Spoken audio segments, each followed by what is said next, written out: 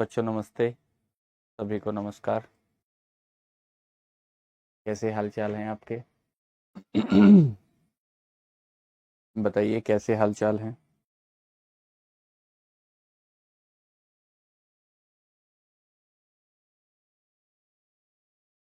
आइए तेजी से आगे बढ़ते हैं और केमिस्ट्री को दीपू, राधे राधे जी। मोहित भाई नमस्कार, गुड इवनिंग। मोहित नमस्ते।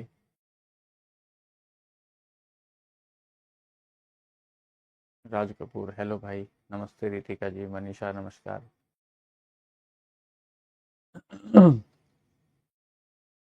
अब बताइए केमिस्ट्री में कुछ कुछ हालात ठीक हुए क्या? कुछ कुछ हालात ठीक हुए। कुछ बच्चे कह रहे थे कि केमिस्ट्री को बहुत तेजी से कराओ और बहुत जल्दी कराइए, बहुत टाइम ले रहे हैं। दरअसल बात यह है बच्चों कि जल्दी तो आपने पहले भी कई बार कर चुके होंगे। ऐसा तो है नहीं कि आप पहली बार ही यहाँ पढ़ रहे हैं केमिस्ट्री। आप पहले कई बार पढ़ चुके होंगे। जल्दी जल्दी के चक्कर में हर बार कुछ ना कुछ अधूरा रह जाता है। तो क्यों ना एक बार ढंग से पढ़ लिया जाए और ढंग से पढ़ने के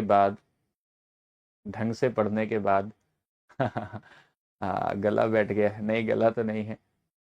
तो एक बार ढंग से पढ़ लें ना। तो मैं ये कह रहा हूँ कि आप एक बार अच्छे से पढ़ लेंगे तो आपको फिर मुक्ति मिल जाएगी, मोक्ष मिल जाएगा। केमिस्ट्री से मोक्ष मिल जाएगा। है ना? 2-4 क्लासेस का कोई फर्क नहीं पड़ता। 2-4 क्लासेस में कुछ नहीं होता। लेकिन ये होता है कि अगर आप एक बार जड़ पकड़ लेते हैं किसी भी सब्जेक्ट की, जैसे किसी व्यक्ति की नब्ज होती है ना, किसी व्यक्ति की नब्ज होती है। जैसे माताजी पिताजी की नब्ज जानती हैं, उसी नब्ज पर चोट करती हैं। ऐसे ही हर सब्जेक्ट की एक नब्ज होती है और केमिस्ट्री की अपनी एक नब्ज है, और वो नब्ज ये है, अगर आप इसको एक बार पकड़ गए, अगर का तो अब कोई मतलब नहीं, आप इसको पकड़ ही गए हैं तो फिर आपको तकलीफ नहीं आएगी। मेरा मानना ऐसा है ना? अब धीरे धीरे आपको समझ में आने लगा होगा। धीरे धीरे मेरे पढ़ाने के तरीके से आप धीरे धीरे रूबरू भी हो रहे हैं। रूबरू भी हो रहे हैं। तो आपको समझ में चीजें आने लगेंगी, है ना? चलिए, तो आइए फिर शुरू करते हैं। मैं आज की क्लास में क्या करूंगा आपको, और 15 क्लासेस और लगेंगी पूजा केमिस्ट्री की और कंप्लीट हो जाएगा। ठीक, आधे से आधा केमिस्ट्री आपका लगभग अब तो केमिस्ट्री बहुत तेजी से आगे बढ़ेगा बच्चों, है ना? तो चलिए आगे चलते हैं, बातचीत तो होती ही रहेगी। आते हैं पीरियोडिक टेबल से। हाँ, सवाल आते हैं विभिन्न एग्जाम में, अलग अलग तरीके के सवाल आते हैं। ठीक, तो मैं ये बताना चाहता हूँ कि कल की क्लास में हमने इतना यहाँ पर पढ़ा था कि ये हलीना हलीना की रब से फरियाद, ये पढ़ा था आपने। बेटा मांगे कार, स्कूटर बाप राजी, ये आपने देखा था कि hydrogen, lithium, sodium, potassium, rubidium, और ये आपका सीजियम, और ये इधर आए थे आप तो फ्रांसियम, ऐसे करके आप पढ़ रहे थे। ठीक है, फिर आपने कहा बेटा मांगे कार, बेरिलियम, फिर मैग्नीशियम, फिर कैल्शियम, फिर स्ट्रांसियम, फिर उसके बाद बेरियम, फिर उसके बाद रेडियम, ऐसे करके यहाँ पर सब सवाल करेंगे। नरेंद्र एक बार पूरा पढ़ लेते हैं फिर सवाल करेंगे। फिर आप यहाँ आए थे, आ, बैंगन आलू गाजर इन थैला। तो इधर आपको बोरॉन है, एल्यूमिनियम है, गैलियम है, इंडियम है, थैलियम है। और ये श्री सीता जी संग प्रभु। तो इधर आपने कहा कार्बन है, सिलिकन है, ये आपका जर्मेनियम है, और एसन से ये आपका टीन हो गया, लेड हो गया। फिर यहाँ से नाइट्रोजन, नाना पाटेकर, ऐश्वर्या सब बिंदास, ऐसे पढ़ा था आपने। तो ये नाइट्रोजन है, फास्फोरस है, आर्सेनिक है, एंटीमनी है, बिस्मथ है। फिर इधर आए थे इधर आए थे, इधर आके आपने पढ़ा था, यहाँ आए थे आप। तो ये उस से टीपो, ऐसे पढ़ा था आपने। तो आपने कहा ऑक्सीजन है, सल्फर है, सेलेनियम है, टेलेनियम है, पोलोनियम है। फिर कल बाहर आई आंटी, फिर कल बाहर आई आंटी, ये आपने पढ़ा था। तो फ्लोरीन है, क्लोरीन है, ब्रोमीन है, आयोडीन है, एस्टेनिन है। फिर ये हीना, नीना और कैटरीना, जीरोक्स है, रीना। तो हीलियम है, नियोन है, आर्गन है, क्रिप्टोन है, ये आपका जो जेनोन है, रेडोन है, ये आपने पढ़ा था, ठीक है। फिर यहां से आप आए थे, ध्यान से सुनिए बच्चों, ध्यान से सुनिए। फिर आप यहां से आए थे कि संत भी कार मांगे जिनको नी कॉफी मिलती थी। तो ये आपका स्कैंडियम है, टाइटेनियम है, वेनेडियम है, क्रोमियम है, मैग्नीशियम है, मैग्नीज है, मैग्नीज नहीं मैग्नीज है, फेरस है, फिर इससे आगे कोबाल्ट है, निकिल है, कॉपर है, जिंक है। फिर यहां से आगे बढ़े, क्या कहा, कड़ी आग पड़ी रोड पर।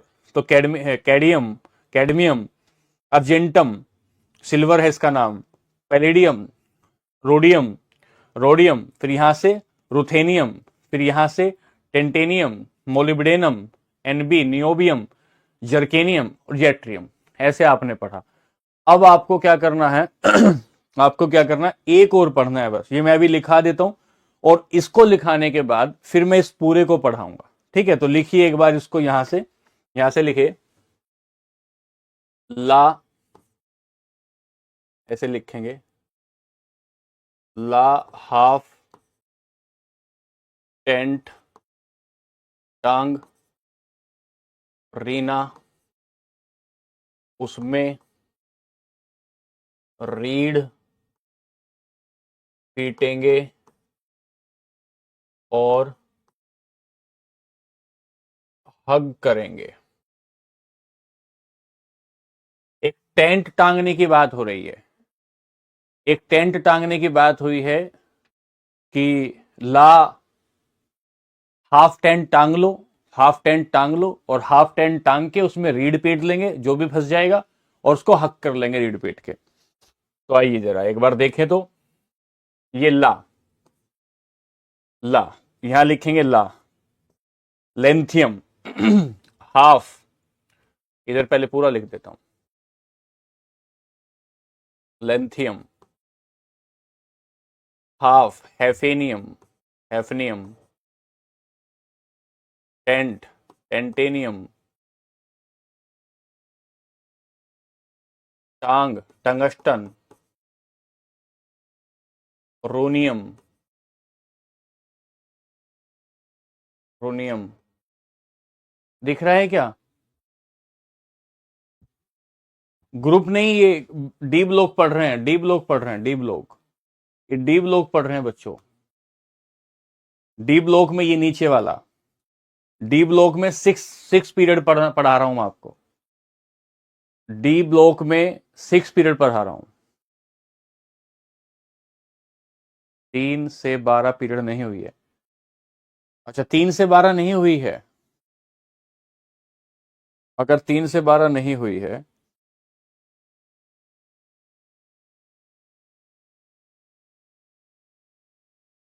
ये डी ग्रुप शुरू नहीं हुआ है अभी, डी ग्रुप, डी ग्रुप अभी शुरू नहीं हुआ क्या बच्चे? एक बार बताओ तो, अभी डी ग्रुप नहीं हुआ क्या?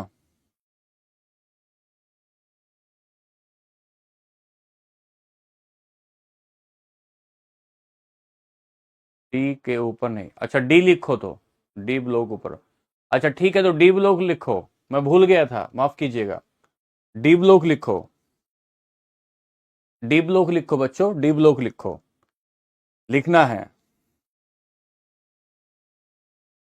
संत भी, संत टी, ये टी लगाना है, संत टी भी। हाँ लिख रहे हैं बच्चे, बच्चे लिख रहे हैं मेरे बेटा, देखो, देखो मैं ये लिखवा रहा हूं, मैं इसको डी ब्लॉक, चलो इसको हटाओ, मुझे लगा कि ये हो गया है आपका। कई बैच चल रहे हैं तो पता नहीं लग रहा है। देखो, ये डी ब्लॉक है, इसको हम डी ब्लॉक कहेंगे, ठीक है। अब सुनो ध्यान से, अब जो डी ब्लॉक है ना, डी ब्लॉक में हम लोग ये पढ़ेंगे, ये एस टी वी कार मांगे जिनको नी कॉफी कभी मिलती थी। लिख रहा हूं मैं, लिख रहा हूं, आगे पीडीएफ में लिखा हुआ है, फिर भी मैं लिख रहा हूं, एस टी भी कार, बोर्ड में दिख रहा है क्या ऊपर?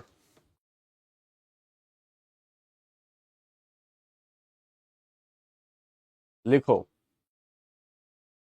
एस टी भी कार मांगे, एसटी भी कार मांगे, तो लिखना scandium, titanium, V, vanadium, CR, chromium, मांगे मैग्नीशियम, मांगे मैग्नीशियम,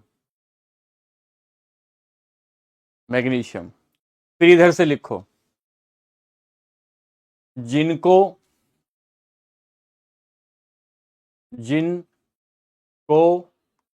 नी कॉफी, जिनको कभी कॉफी भी नहीं मिलती थी वो कार मांग रहे हैं। क्या? जिन, इधर लिख रहा हूं scandium, scandium, titanium, vanadium, chromium, magnesium,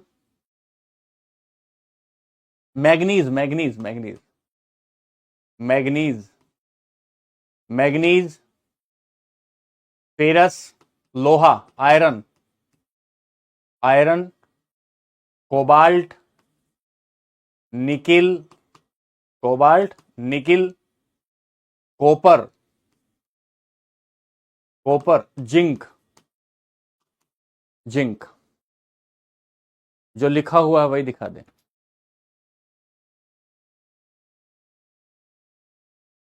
देखो ये लिखा है, ये दिखा है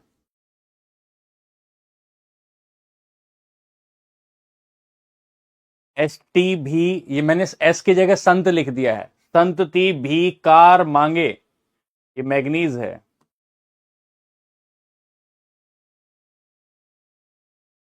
मांगे, जिनको जिंक, को कॉपर, नी निकिल, को कोबाल्ट, पी आयरन।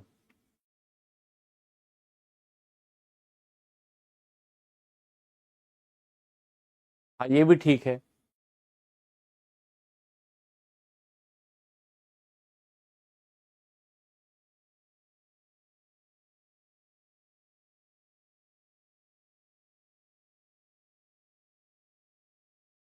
एक बच्चे ने ट्रिक बनाई है, मैं बता देता हूं क्या लिखा है इन्होंने।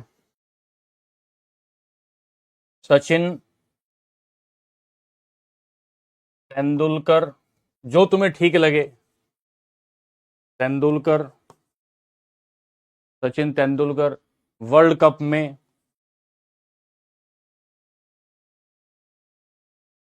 फिर से नया कप जीतेंगे।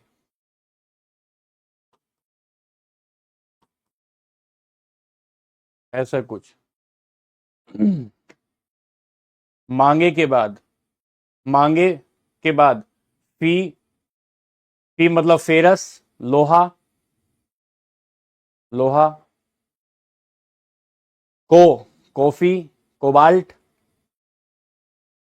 कोबाल्ट, और निकिल, नी से निकिल, और कॉपर, कॉपर आगे चलूं, कॉपर, जिंक। ये पूरा हुआ, चलूं आगे, पूरा हो गया, चलूं। ये इधर लिखा हुआ भी है, अगर आप इस पीडीएफ को आपको मिल जाएगी तो आप पीडीएफ से लिख भी लोगे, टाइम बच जाएगा। भाई सही से कैसे लिख दूं, देखो यार, ये इधर आयरन लिखा है, एफ ई मतलब आयरन लिखा है, कोबाल्ट लिखा है, cobalt, C O B L T, cobalt, N I nickel, nickel, N I K I L, nickel, copper, C O P E R, copper, Z N, zinc. चलो आगे।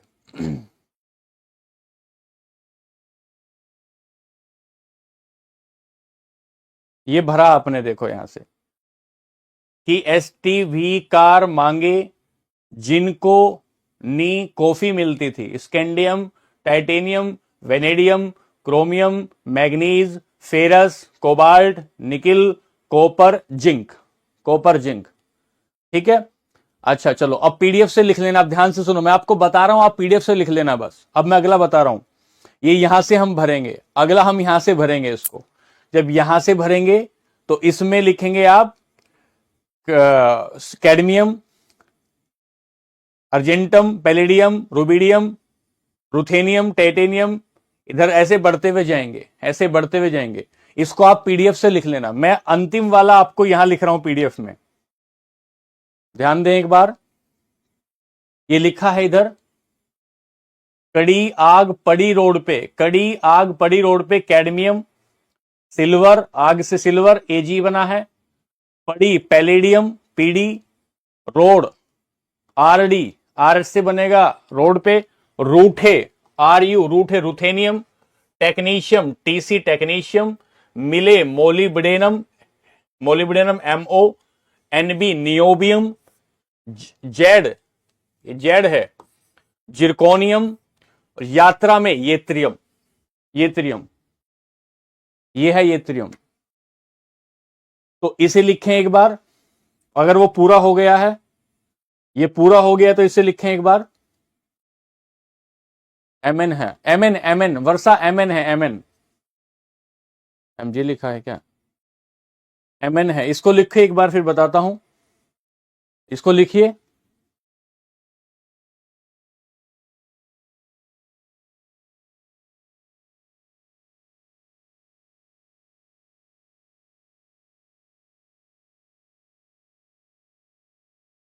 ये बात हुई, लिखो जल्दी से, कड़ी आग पड़ी रोड पे, रूठे टेक्नीशियम मोलिब्डेनम नियोबियम, ये हो गया, जल्दी से लिख लीजिए।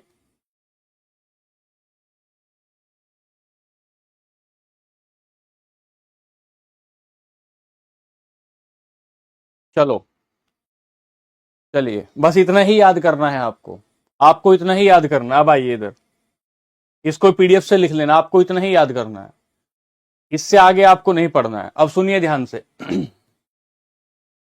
सुनो बच्चों, अब ध्यान से सुनना है, इसको खंगालते हैं। आपको बस इतना ही याद करना है, आपको 30 तक याद करना है, केवल आपको 30 तक याद करना है, केवल आपको 30 तक। अब सुनिए ध्यान से, हेडिंग डालेंगे, हेडिंग डालेंगे, पहली पहली हेडिंग डालेंगे, परमाणु त्रिज्या,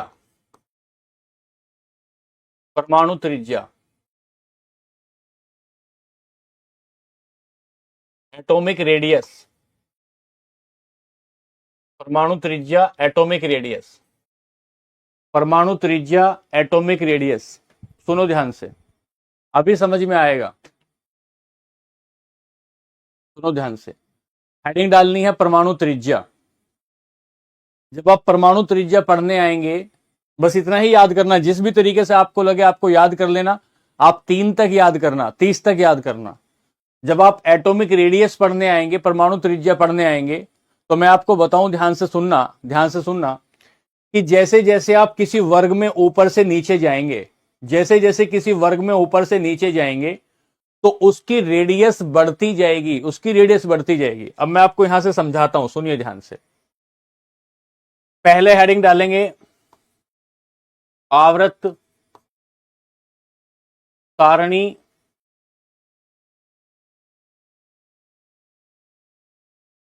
के गुण,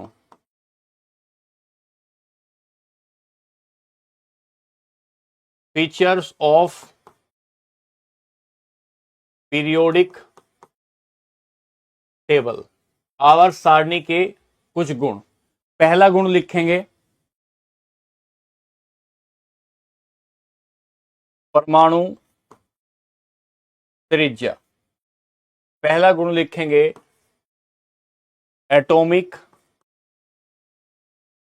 रेडियस, परमाणु त्रिज्या या एटॉमिक रेडियस पहला गुण लिखेंगे। सुनो ध्यान से, ये परमाणु त्रिज्या क्या होती है? कोई भी एटम है, कोई भी परमाणु है, उसके बाहर सेल होती हैं, उसके बाहर क्या होती हैं? कक्षाएं होती हैं। परमाणु के न्यूक्लियस से, नाभिक से लेकर बाहर तक, परमाणु के न्यूक्लियस से लेकर उसकी बाहर वाली सेल तक, बाहर वाली सेल तक जो दूरी होती है, जो डिस्टेंस होती है, उस डिस्टेंस को एटॉमिक रेडियस कहते हैं, उस डिस्टेंस को एटॉमिक रेडियस कहते हैं। मैंने क्या कहा? मैंने कहा कि परमाणु के नाभिक से लेकर बाहर वाली सेल तक, परमाणु के नाभिक से बाहर वाली सेल तक की जो डिस्टेंस होती है, उस डिस्टेंस के परमाणु के केंद्र से लेकर बाहर वाली सेल तक जितनी भी दूरी होती है उस डिस्टेंस को परमाणु त्रिज्या कहते हैं। अब सुनना ध्यान से, जब आपने कहा कि हाइड्रोजन में एक परमाणु है, इसका मतलब यह हुआ कि यह हाइड्रोजन की एक सेल होगी। हाइड्रोजन की एक सेल होगी, एक सेल होगी। एक बात फिर आपने कहा कि सर लिथियम लेते हैं, लिथियम में 3 एटम होते हैं, तो 3 एटम भरने के लिए आपको लिथियम के 2 यहां भरने पड़ेंगे और एक अगली कक्षा में भरना पड़ेगा। इसका मतलब यह हुआ कि यहां से जैसे ही आप ये पूरा वर्ग देख रहे थे, इस वर्ग में आप हाइड्रोजन देखा, हाइड्रोजन से नीचे आए लिथियम देखा, लिथियम से नीचे आए तो आपने सोडियम देखा।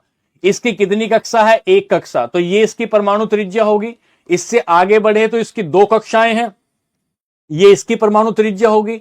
इससे आगे बढ़ेंगे सोडियम पर देखना, तो सोडियम का परमाणु क्रमांक 11 होता है, इसका एटॉमिक नंबर 11 होता है। तो आप भरेंगे सोडियम में, आप भरने गए तो सोडियम में 2 तो यहां आ गए, फिर अगली कक्षा में 8 आ गए, 2 और 8 10, और अगली कक्षा में आ गए 1। तो इसकी 3 कक्षाएं हुई। परमाणु के केंद्र से लेकर बाहर तक की दूरी को परमाणु त्रिज्या कहते हैं। इससे यह बात निकल कर आई कि जैसे जैसे आप किसी ग्रुप में ऊपर से नीचे जैसे किसी ग्रुप में जाते हैं, वैसे वैसे परमाणु त्रिज्या बढ़ती जाती है। क्या आप इस बात को समझ पाए? क्योंकि किसी भी ग्रुप में जैसे ऊपर से नीचे चले तो उसमें सेल की संख्या बढ़ गई, और अगर सेल की संख्या बढ़ जाती है तो परमाणु की त्रिज्या बढ़ जाती है, एटॉमिक रेडियस बढ़ जाता है। तो यहां से निकलकर क्या बात आती है? परमाणु की त्रिज्या। ये हेडिंग होगी आपकी, ये आपकी हेडिंग है। इस हेडिंग में पहला परमाणु त्रिज्या, और लिखें एटॉमिक रेडियस में लिखें किसी परमाणु में नाभिक से बाहरी कक्षा तक की दूरी को परमाणु की त्रिज्या कहते हैं। परमाणु की त्रिज्या कहते हैं। परमाणु की त्रिज्या कहते हैं। तो लिखे the distance between nucleus and outermost shell of atom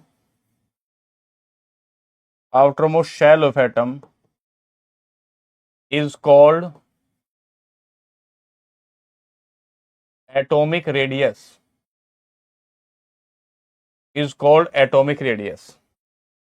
परमाणु की त्रिज्या कहते हैं। हमने बताया कि किसी भी परमाणु के केंद्र से लेकर उसकी बाहरी कक्षा तक की जो डिस्टेंस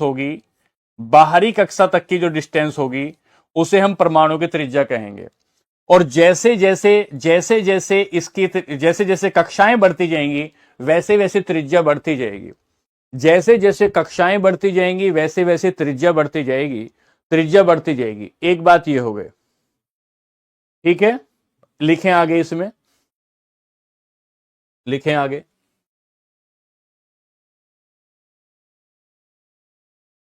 आवर्त सारणी के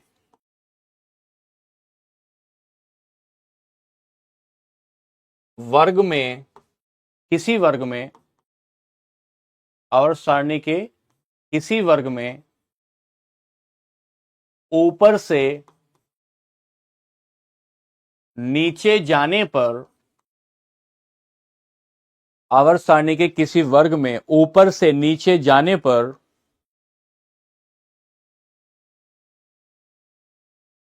परमाणु की त्रिज्या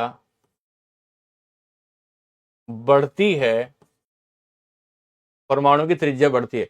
क्या आप ये बात समझ पाए कि ऊपर से नीचे जाने पर परमाणु की त्रिज्या क्यों बढ़ रही है? यहां अगर मैं फिर बता देता हूं एक बार, यदि कोई कंफ्यूजन है, ये अगर 1A ग्रुप है, 1A ग्रुप में 1 2 3 4 5 6 7 आपके एलिमेंट है। 7 एलिमेंट में पहला आपका हाइड्रोजन है, पहला हाइड्रोजन है, फिर दूसरा वहां जाएंगे, आगे जाके हीलियम हो जाएगा, और यहां दूसरे नंबर पर क्या आ जाएगा? दूसरे नंबर पर लिथियम आ जाएगा। दूसरे नंबर पर आपका लिथियम आता है, ये लिथियम आएगा दूसरे नंबर पर, और यहां 11वें नंबर पर आएगा सोडियम। 11वें नंबर पर आएगा सोडियम। तो जैसे जैसे आप ऊपर से नीचे चलेंगे तो 2 इलेक्ट्रॉन को भरने के लिए, 1 इलेक्ट्रॉन को भरने के लिए 1 कक्षा चाहिए, 2 इलेक्ट्रॉन को भरने के लिए 3 इलेक्ट्रॉन को भरने के लिए 3 इलेक्ट्रॉन को भरने के लिए 2 कक्षा चाहिए, और 11 इलेक्ट्रॉन को भरने के लिए 3 कक्षाएं चाहिए। इसका मतलब जैसे जैसे कक्षाएं बढ़ी वैसे वैसे त्रिज्या बढ़ती चली गई, वैसे वैसे त्रिज्या बढ़ती चली गई। बात क्लियर है?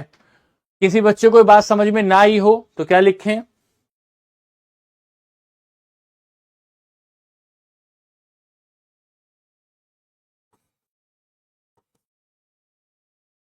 पीरियोडिक टेबल,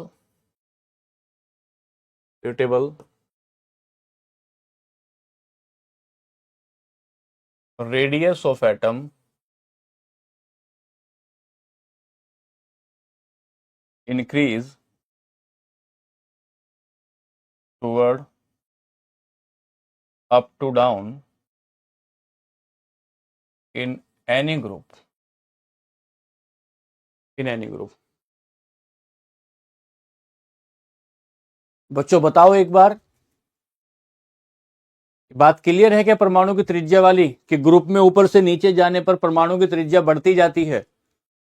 ये बात क्लियर है या नहीं? ऊपर से नीचे जाने पर परमाणु की त्रिज्या बढ़ती जाती है, ये बात आपको क्लियर हुई क्या?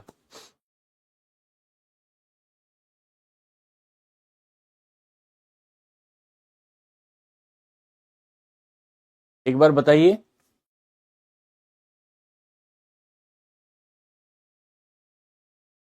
ठीक है, ऊपर से नीचे जाने पर क्लियर हुई, बहुत बढ़िया। कितनी कक्षा बना सकता है सचिन? कितनी भी कक्षा बना सकता, अनंत कक्षाएं बना सकता। एक बात, अगली बात सुनिए ध्यान से, अगली बात लिखें, बात 2, आवर्त में, समझ में आए तो मेरे को इधर लिख देना है, ठीक है ना? कितनी रेडियस होती है नहीं दिखना है, कितनी रेडियस होती है ये नहीं देखना है। आवृत्त में बाएं से दाएं जाने पर, बाएं से दाएं जाने पर परमाणु की त्रिज्या, परमाणु की त्रिज्या घटती है, परमाणु की त्रिज्या घटती है। इसको समझना है, लेफ्ट टू राइट जाने पर परमाणु की त्रिज्या कैसे घटती है, इसको समझना बच्चों। एक बार देखो ध्यान से, आपने कहा सर ये आपका हाइड्रोजन है 1, यहां आपका ये हीलियम है 2, फिर यहां आएंगे, फिर यहां जैसे ही आप आएंगे तो आप कहेंगे कि सर ये 3 लिथियम है, 3 क्या है? लिथियम है। फिर यहां आएंगे तो 4 क्या है? बेरियम है। अच्छा सर, इधर एक बार देख लेना है कि क्यों बढ़ रही है, ये देखना है, ये देखना है कि ये क्यों बढ़ रही है। तो आप कहेंगे 4, 5 पे आएंगे तो बोरोन है, 6 पे आएंगे कार्बन है, 7 पे आएंगे नाइट्रोजन है, 8 पर आएंगे तो ऑक्सीजन है। यहां तक देखिए, अब यहां तक देखिए ध्यान से, क्या देखना है ध्यान से, कि सर 3 पर आए तो 3 इलेक्ट्रॉन को भरने के लिए 2 इसमें आ गए, 1 इसमें आ गए, कोई बात नहीं, ये इसके लिए बना दिया। बेरिलियम पर आए तो 4 इलेक्ट्रॉन को भरने के लिए 2 इसमें आ गए, 2 इसमें आ गए, 2 ही कक्षा बनी। यहां पर आए किसमें? बोरोन पर आए, 5 भरने हैं तो बोरोन के 5 भरने के लिए 2 इसमें आ गए, 3 इसमें आ गए, 2 ही कक्षा बनी। 6 कार्बन के 6 भरने हैं, 2 इसमें आ गए, 4 इसमें आ गए, 2 ही कक्षा बनी। इसके 7 भरने हैं, 2 इसमें आ गए, 5 इसमें आ गए। जब आप देखते हैं कि किसी पीरियड में कक्षाओं की संख्या समान है, नंबर ऑफ सेल समान है, नंबर ऑफ सेल समान है, अगर कक्षाओं की संख्या समान हो रही है उसके बावजूद भी रेडियस क्यों घट रही है, ध्यान से सुनेंगे, उसके बावजूद भी रेडियस क्यों घट रही है, ध्यान से सुने। जब आप हाइड्रोजन पर गए, इस पर लिथियम पर गए तो बाहरी कक्षा में 1 इलेक्ट्रॉन, जब आप बेरिलियम पर गए तो बाहरी कक्षा में 2 इलेक्ट्रॉन, जब आप आपके बोरोन पर गए तो बाहरी कक्षा में 3 इलेक्ट्रॉन, कार्बन पर गए तो बाहरी कक्षा में 4 इलेक्ट्रॉन, नाइट्रोजन पर गए तो बाहरी कक्षा में 5 इलेक्ट्रॉन। आवर्त में, पीरियड में बाएं से दाएं जाने पर बाहरी कक्षा में इलेक्ट्रॉन की संख्या बढ़ती जा रही है। इसका मतलब यह है कि इलेक्ट्रॉनों को रोकने के लिए, अपनी तरफ खींचने के लिए न्यूक्लियस को ज्यादा ताकत लगानी पड़ेगी, क्योंकि सेल तो उतनी ही है, सेल उतनी ही है, लेकिन नंबर ऑफ इलेक्ट्रॉन बढ़ते जा रहे हैं। नंबर ऑफ इलेक्ट्रॉन के बढ़ने की वजह से इलेक्ट्रॉनों को रोकने के लिए न्यूक्लियस ज्यादा ताकत लगाता है, और जब न्यूक्लियस ज्यादा ताकत लगाता है तो वो इलेक्ट्रॉन न्यूक्लियस की तरफ खिंच जाते हैं, न्यूक्लियस की तरफ खिंच जाते हैं, और जैसे ही न्यूक्लियस की तरफ खिंच जाते हैं तो रेडियस कम हो जाती है, रेडियस कम हो जाती है, रेडियस कम हो जाती है। क्या मैं इस बात को समझा पाया कि आवृत्त में बाएं से दाएं जाने पर एटम की रेडियस कम हो जाती है, घटती है, क्योंकि क्योंकि अधिक इलेक्ट्रॉनों को, अधिक इलेक्ट्रॉनों को इलेक्ट्रॉनों को संभालने के लिए संभालने के लिए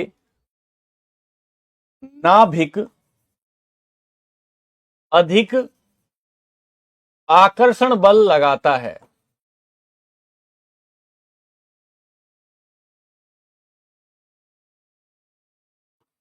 क्या इस बात को समझा पाया तो मैं इंग्लिश में लिखूंगा? इस बात को आप समझ गए तो मैं इंग्लिश में लिखूं? 8 कैसे आई सोडियम में? सोडियम में 8 कहां है? 13 है, 13 है, तो मतलब 11 है सोडियम में, सोडियम में 11 है। बात क्लियर है?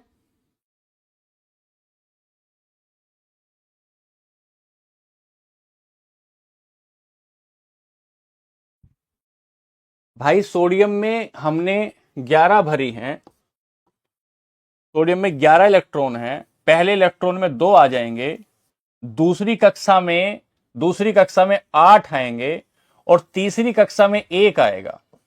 ऐसे बनेगा ना सोडियम का। 8 कैसे आए? तो एक दो तो आए आपके एस में, और 6 आए आपके पी में। 2 एस में आए, 6 पी में आए, 2 एस में आए और 6 पी में आए। आप अगर पिछली कक्षाओं को देखोगे, ऑफबाउ का नियम देखोगे, तो आपको समझ में आएगा कि इसका ऐसे बनेगा 1s2, 2s2, 2p6, 3s1, ये बनेगा। 2 2 4 और 6 10 और 11, ये बनेगा, ये बनेगा भाई, ध्यान से समझें, धैर्य ना खोएं भाई, धैर्य ना खोएं, ध्यान से समझे भैया। ठीक है, यहां से आगे चलें। तो हमने कहा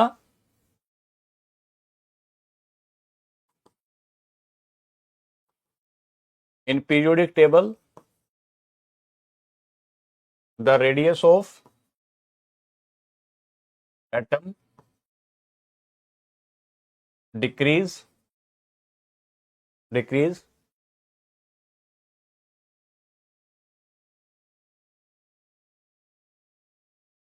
toward left to right,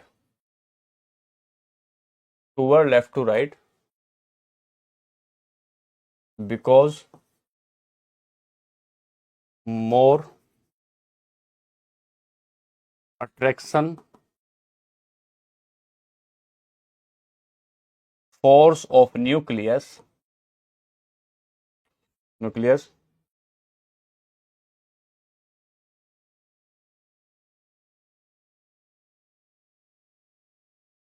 to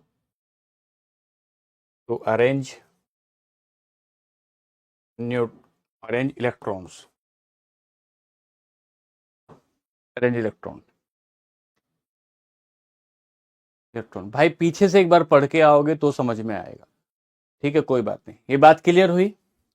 परमाणु की त्रिज्या मैंने आपको समझाई, मैंने आपको एटॉमिक नंबर, एटॉमिक रेडियस बताने की कोशिश की। क्या बताया, जैसे जैसे इधर से इधर जाओगे तो परमाणु की त्रिज्या घटेगी, ऊपर से नीचे आओगे तो परमाणु की त्रिज्या बढ़ती जाएगी, परमाणु की त्रिज्या बढ़ती जाएगी। दो बात हो गई। आगे चलेंगे। अब इधर देखना ध्यान से, इधर देखना भाई, इधर 2 मिनट कमेंट पे ध्यान मत दो, इधर ध्यान दे लो। देखो सुनो, यहां से शुरू करेंगे, थोड़ा फोकस देके ध्यान देना भाई। यहां से शुरू कर रहे हैं।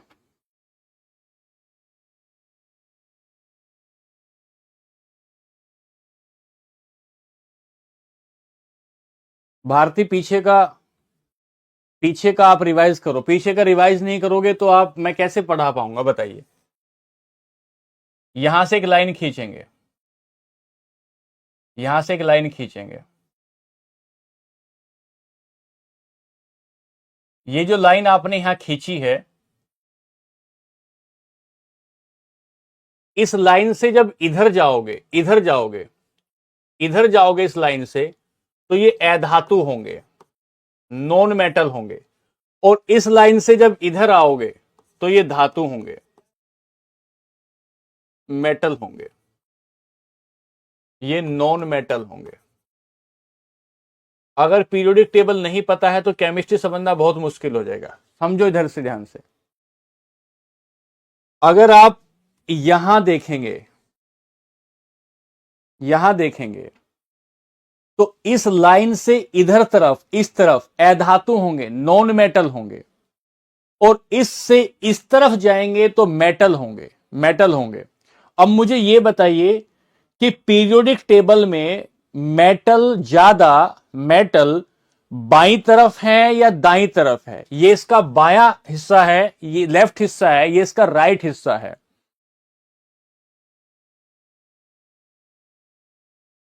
ये इसका बायां हिस्सा है, ये इसका दायां हिस्सा है।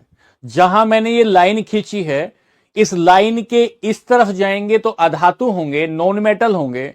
और इस लाइन के इधर आएंगे तो मेटल होंगे, मेटल होंगे। एक बार बताइए, इस बात को समझे क्या नहीं समझे? ये लाइन खींची, लाइन के इधर मेटल हो, नॉन मेटल होते हैं, और लाइन के इधर नॉन मेटल होते हैं। अब लिखें एक बात ध्यान से, लिखें।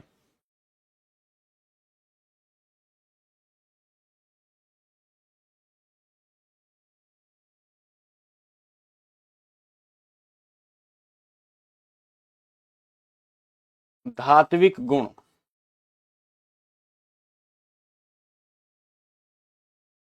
Metallic property. पहला, आवर्त सारणी में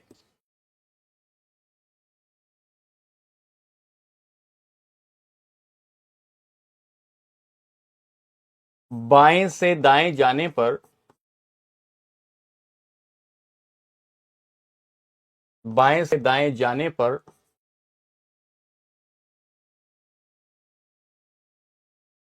धात्विक गुण बढ़ेगा या घटेगा? क्या लिखूं? धात्विक गुण, धात्विक गुण बाएं से दाएं जाने पर बताइए क्या लिखूं, बढ़ेगा या घटेगा? आवर्त सारणी में बाएं से दाएं जाने पर धातु के गुण, जैसे गलनांक ज्यादा होता है, पीटोगे तो उसमें टन टन ठन ठन की आवाज आती है, खींचोगे तो उसके तार बन सकते हैं, उसकी चादरें बनाई जा सकती हैं, ये वाले गुण बाएं से दाएं जाने पर घटता है। बहुत बढ़िया, जाने पर घटता है, बाएं से दाएं जाने पर घटता है। बहुत बढ़िया, लिखिए। The metallic property of elements in periodic table decreases toward left to right, left to right. Metallic property का मतलब होता है कि धातु के गुण होते हैं। धातुओं का गुण का मतलब होता है कि धातुएं ठोस होती हैं, सॉलिड होती हैं, उनको गलाने के लिए बहुत ज्यादा टेम्परेचर चाहिए, उनका मेल्टिंग पॉइंट बहुत ज्यादा होता है। धातुओं को अगर बजाओगे पीटोगे तो उसमें ठन ठन टन टन की आवाज आती है। अगर धातुओं को खींचोगे तो उनसे तार बनाए जा सकते हैं, जैसे सोने से तार बनाया जा सकता है।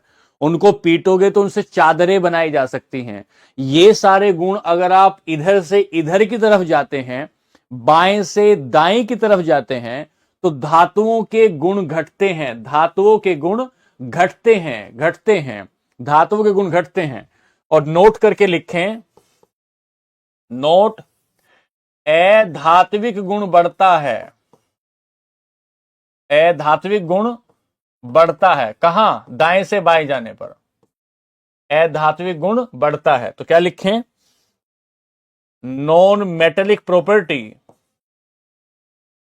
नॉन मेटेलिक प्रॉपर्टी इंक्रीज होती है। कब? कब इंक्रीज होती है? लेफ्ट टू राइट जाने पर, लेफ्ट टू राइट जाने पर नॉन मेटेलिक प्रॉपर्टी इंक्रीज होती है लेफ्ट टू राइट जाने पर। ऐसा लिख सकते हैं अंग्रेजी में जो आपको ठीक लगे। दो बात हो गई। अगली सुनिए, अब ध्यान से सुनना।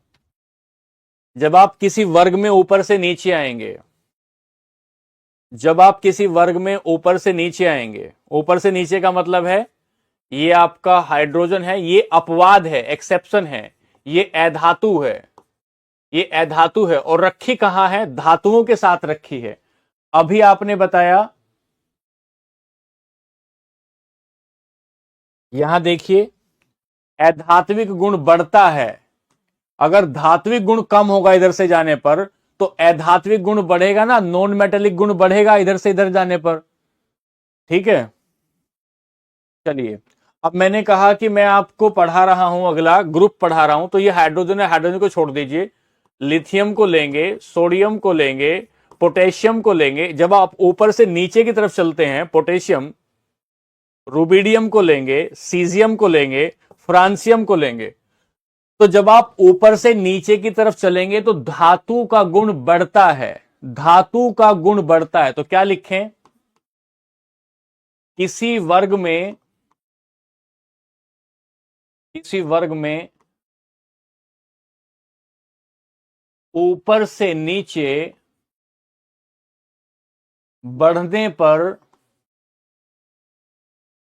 धात्विक गुण, धातु होने का गुण, मेटेलिक प्रॉपर्टी, धात्विक गुण या धातु होने का गुण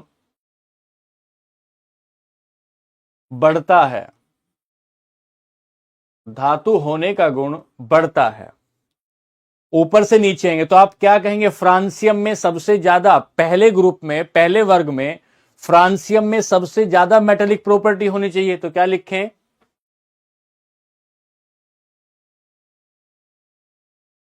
मेटेलिक प्रॉपर्टी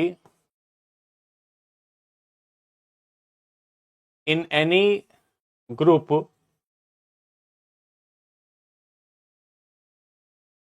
इंक्रीज,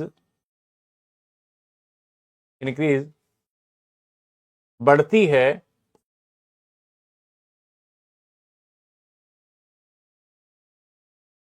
ऊपर से नीचे आने पर, टूवर्ड अप टू डाउन, ऊपर से नीचे आने पर। किसी वर्ग में ऊपर से नीचे आने पर धातु का गुण बढ़ता है। तो आपने सुना होगा ना, लिथियम बहुत नर्म होती है, उसको चाकू से काट सकते हैं। आपने सुना होगा ये जो सोडियम होता है बहुत नर्म होता है, चाकू से काट सकते हैं। तो धीरे धीरे ऊपर से नीचे जाएंगे ना तो आपको ज्यादा ठोस, ज्यादा सॉलिड, ज्यादा ठोस और ज्यादा सॉलिड मेटल मिलना शुरू हो जाएगा। क्यों मिलेगा? क्योंकि ऊपर से नीचे की तरफ आने पर, ऊपर से नीचे की तरफ आने पर धातु का गुण बढ़ता है। क्या ये बात समझ पाए बच्चे? क्या इस बात को समझ पाए हो कि हमने बताया कि जब किसी वर्ग में इधर से इधर जाएंगे तो धातु का गुण कम होता है, धातु का गुण कम होता है, और जब ऊपर से नीचे की तरफ आते हैं तो धातु का गुण बढ़ता है, धातु का गुण बढ़ता है। दो बातें बताई, समझे भाई? खुशी श्रीवास्तव समझे? धातु का गुण बढ़ता है, दो बातें बताई।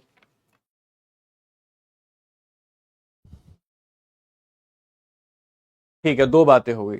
आगे चलते हैं, अगली बात पर चलते हैं। अब सुनना ध्यान से, बहुत खास है। मेटल नॉन मेटल को पढ़ाने के लिए यह बहुत जरूरी है बात यहां बतानी। क्या बात बतानी जरूरी है? सुनो ध्यान से। देखो, मेटल की एक प्रॉपर्टी होती है, वो प्रॉपर्टी होती है कि वो इलेक्ट्रॉन को त्याग देती है। मेटल की प्रॉपर्टी होती है कि वो इलेक्ट्रॉन को त्याग देती है, और जब वो इलेक्ट्रॉन को त्यागती है तो आपको पता है कि इलेक्ट्रॉन के ऊपर नेगेटिव चार्ज होता है। यदि उसने नेगेटिव चार्ज को त्याग दिया तो उसके ऊपर कौन सा चार्ज रहेगा? उसके ऊपर चार्ज रहेगा पॉजिटिव चार्ज। धातु की खास बात होती है, उसकी अपनी विशेषता होती है कि वो नेगेटिव चार्ज को त्यागती है, और नेगेटिव चार्ज को त्यागने के बाद उसके ऊपर पॉजिटिव चार्ज आ जाता है। मैं फिर समझाता हूं कि धातु की प्रॉपर्टी होती है वो इलेक्ट्रॉन का त्याग करती है। अगर इलेक्ट्रॉन का त्याग करती है तो इलेक्ट्रॉन के ऊपर नेगेटिव चार्ज होता है, और जैसे ही नेगेटिव चार्ज को त्याग दिया जाएगा, जैसे ही नेगेटिव चार्ज को त्याग दिया जाएगा तो उसके ऊपर पॉजिटिव चार्ज रह जाएगा। इसीलिए इसीलिए धातुओं पर धनायन या पॉजिटिव चार्ज होता है, क्योंकि वो नेगेटिव चार्ज को त्याग देती हैं। अब एक बात लिखें, पहले एक बात लिखें, धातुओं में इलेक्ट्रॉन को त्याग कर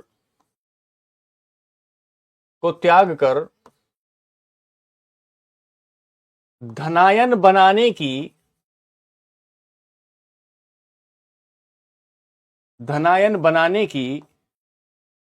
प्रवृत्ति होती है, प्रवृत्ति होती है। इलेक्ट्रॉन को त्याग कर धनायन बनाने की प्रवृत्ति होती है, प्रवृत्ति होती है। इसे विद्युत धनात्मकता कहते हैं, इसे विद्युत धनात्मकता कहते हैं, इसे विद्युत धनात्मकता कहते हैं। ठीक है, अब यहां से सुनिएगा। आवर्त में बाएं से दाएं जाने पर, बाएं से दाएं जाने पर बताइए विद्युत धनात्मकता कम होगी या ज्यादा होगी? विद्युत धनात्मकता कम होगी या ज्यादा होगी, यह बताना है। हाँ, धात्विक गुण में लिखिए, धात्विक गुण में लिखिए। दूसरा पॉइंट है धात्विक गुण में, क्या है?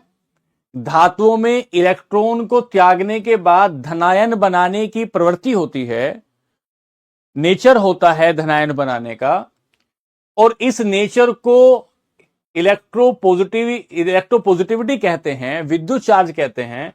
तो आवर्त में बाएं से दाएं जाने पर विद्युत धनात्मकता बढ़ती नहीं, कम होती है। क्योंकि विद्युत धनात्मकता किन पर होगी? धातुओं पर, और धातु का गुण बढ़ रहा है, धातु का गुण घट रहा है बाएं से दाएं जाने पर, तो विद्युत धनात्मकता कम होती है। अब लग रहा है कि आप समझ रहे हैं, कम होती है। बहुत शानदार, ये आपको पूरा अम्ल क्षार में, एसिड बेस में पूरा काम आएगा सारी बात। जो बच्चे ज्यादा लिख रहे हैं वो अपने मन से सोचे ऐसा क्यों लिख रहे हैं।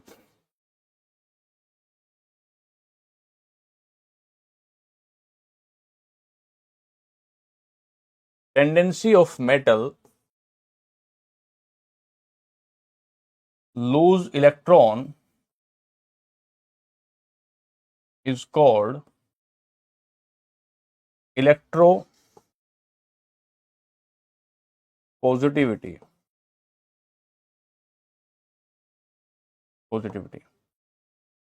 it decreases toward left to right in a period,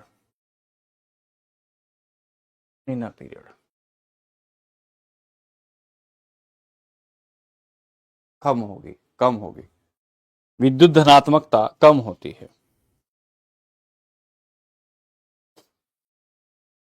विद्युत धनात्मकता कम होती है।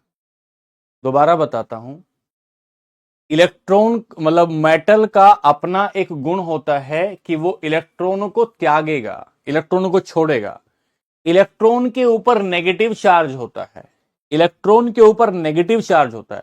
अगर वो इलेक्ट्रॉन को त्याग देगा तो उसके ऊपर पॉजिटिव चार्ज आ जाएगा, और उस पॉजिटिव चार्ज को विद्युत धनात्मकता, इलेक्ट्रोपॉजिटिविटी कहते हैं।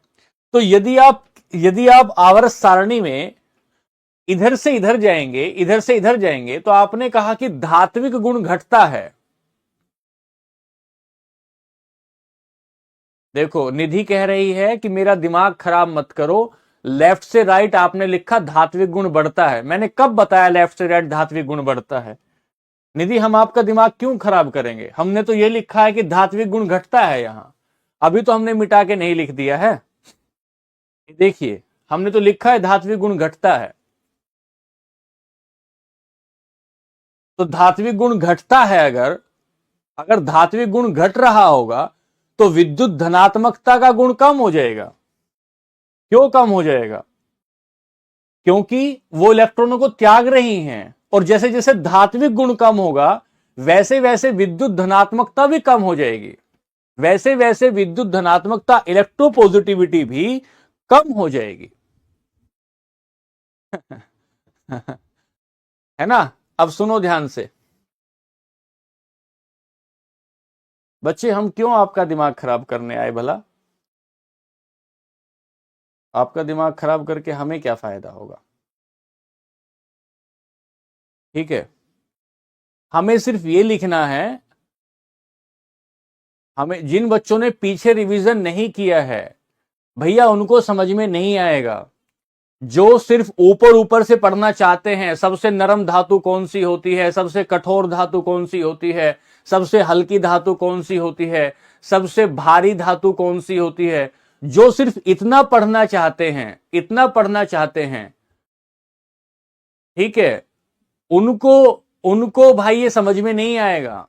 उनको समझ में, जिनको सिर्फ इतना पता है कि ये ऐसा हल्की धातु और भारी धातु जिन्होंने बचपन में पढ़ा है, उनको समझ में नहीं आएगा। ठीक है भाई, जिसको पढ़ना है बहुत डिटेल में, उनको ये समझ में आएगा।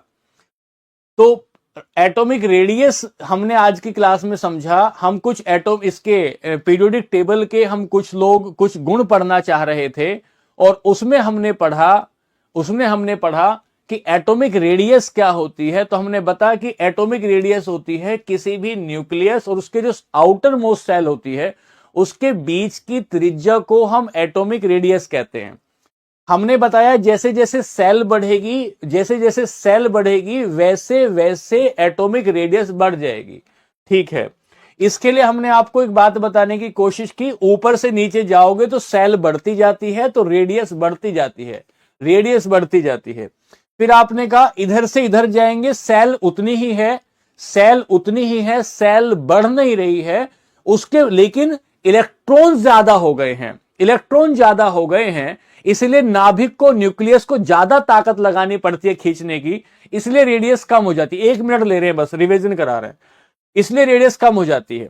फिर यहां से आगे बढ़े तो आपने कहा सर धातु का जो गुण है, मैंने एक लाइन, वो टेढ़ी मेढ़ी लाइन बताई, उस टेढ़ी मेढ़ी लाइन के इधर धातु होती हैं और इधर अधातु होती हैं। तो उस तरफ धातु है, इधर अधातु है, तो इससे इस तरफ आएंगे तो धातुओं का गुण कम होता जाता है और अधातुओं का गुण बढ़ता जाता है। फिर हमने कहा ऊपर से नीचे आते हैं तो धातु का गुण बढ़ता है और अधातु का गुण घटता है।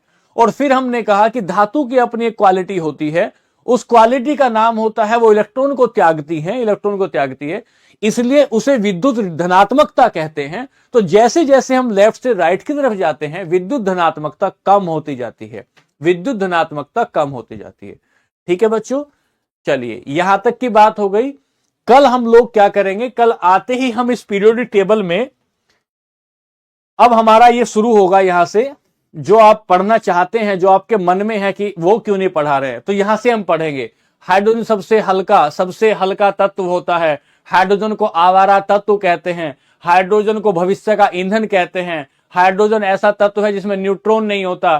फिर जो आपने बचपन से पढ़ रखा है कि लिथियम वो होता है, लिथियम वो होता है जिसे चाकू से काट सकते हो, बहुत ज्यादा अभिक्रियाशील होता है, इसका प्रयोग बैटरी में किया जाता है। तो मंडे में हम लोग एक एक एलिमेंट को उठाएंगे और उसकी खास बात को पढ़ना शुरू करेंगे। अब ये खत्म हो गया है। हम लोग मंडे में एक एक एलिमेंट को उठाएंगे और उसकी खास बात को पढ़ना शुरू करेंगे। बच्चों पढ़ने की कोशिश करिए, मैं भी बेहतर पढ़ाने की कोशिश कर ही रहा हूं। आपको समझ में आए तो बेहतर है, नहीं तो और बेहतर मैं आपको पढ़ाता रहूंगा, पढ़ा ही रहा हूं और कोशिश करूंगा पढ़ाने की। ठीक है, चलिए फिर मिलते हैं कल की क्लास में। आज के लिए नमस्ते। मंडे क्लास होगी, अब मंडे क्लास होगी।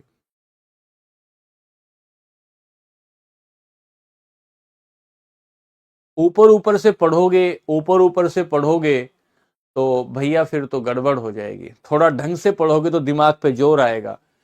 फैक्चुअल डेटा मैं भी इधर पीपीटी लगा के पढ़ा सकता हूं, बता सकता हूं, लेकिन बात यह है कि उससे आनंद नहीं आ पाएगा, मजबूती नहीं आ पाएगी। जरूरी है कि एक बार बेहतर तरीके से उसको समझो। हाँ, सब पढ़ा देंगे भाई साहब, बेहतर तरीके से समझोगे एक बार मजबूती आ जाएगी। और ये सिर्फ 9th और 10th क्लास का सिलेबस है, ये सिर्फ 9th और 10th क्लास का सिलेबस है। एक बार ढंग से केमिस्ट्री को समझ लोगे तो ठीक हो जाएगा। हाँ,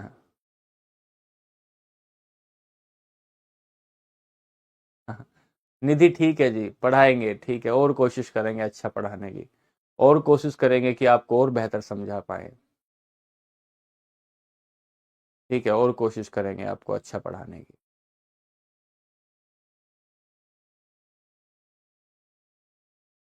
चलिए, चलिए फिर चलते हैं।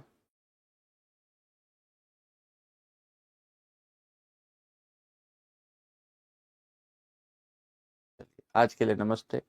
खुश रहिए, आनंदित रहिए, खूब ध्यान रखिए, खूब मेहनत करिए। नमस्ते।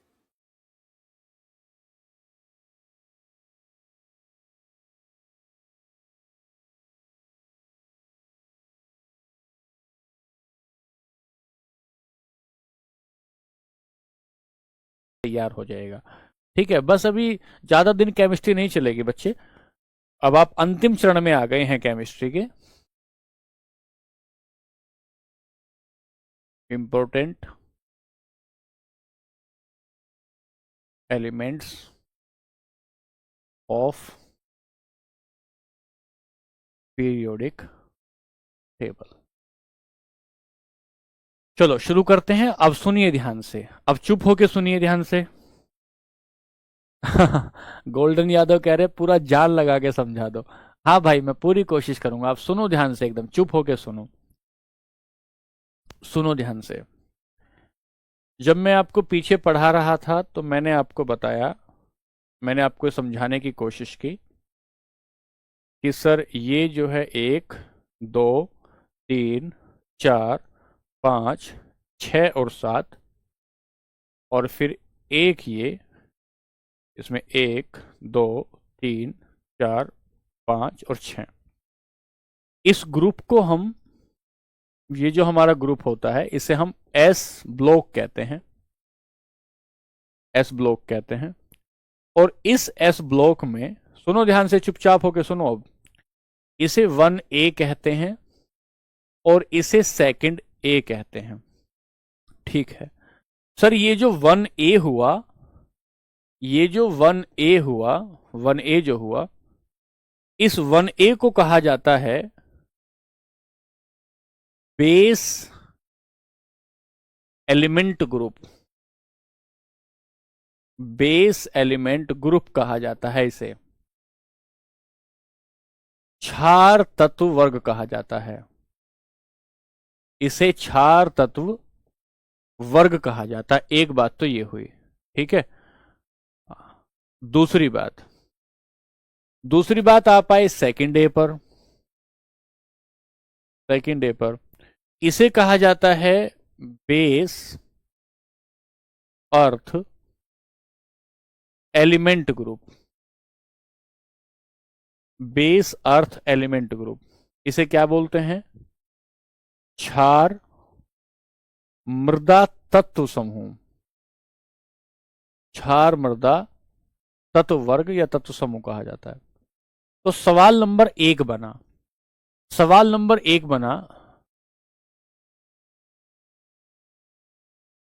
एक बना कि 1A ग्रुप किसे, 1A ग्रुप का नाम क्या है और सेकंड ए ग्रुप का क्या नाम है? तो एक को बेस एलिमेंट ग्रुप कहते हैं क्योंकि इनका जो नेचर होता है वो नेचर बेस प्रकृति का होता है। बेस और एसिड आगे जाके और समझोगे।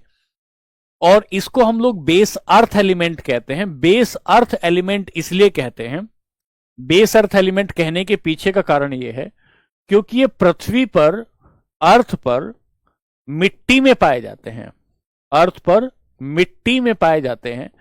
इस वजह से हम इसे बेस अर्थ एलिमेंट कहते हैं। चलिए एक बार देखें तो, अब देखें हमने वो क्यों पढ़वा रहे थे आपको। आपको कहा था हलीना की, हलीना की रब से फरियाद, हलीना की रब से फरियाद, इसको मैं पढ़ाऊंगा पहले। फिर मैंने कहा बेटा मांगे कार स्कूटर बाप राजी। चलिए तो हम पहले हाइड्रोजन पर चलते हैं, हम सबसे पहले हाइड्रोजन पर चलते हैं। हाइड्रोजन पर आइए, तो पहला तत्व लेंगे हाइड्रोजन।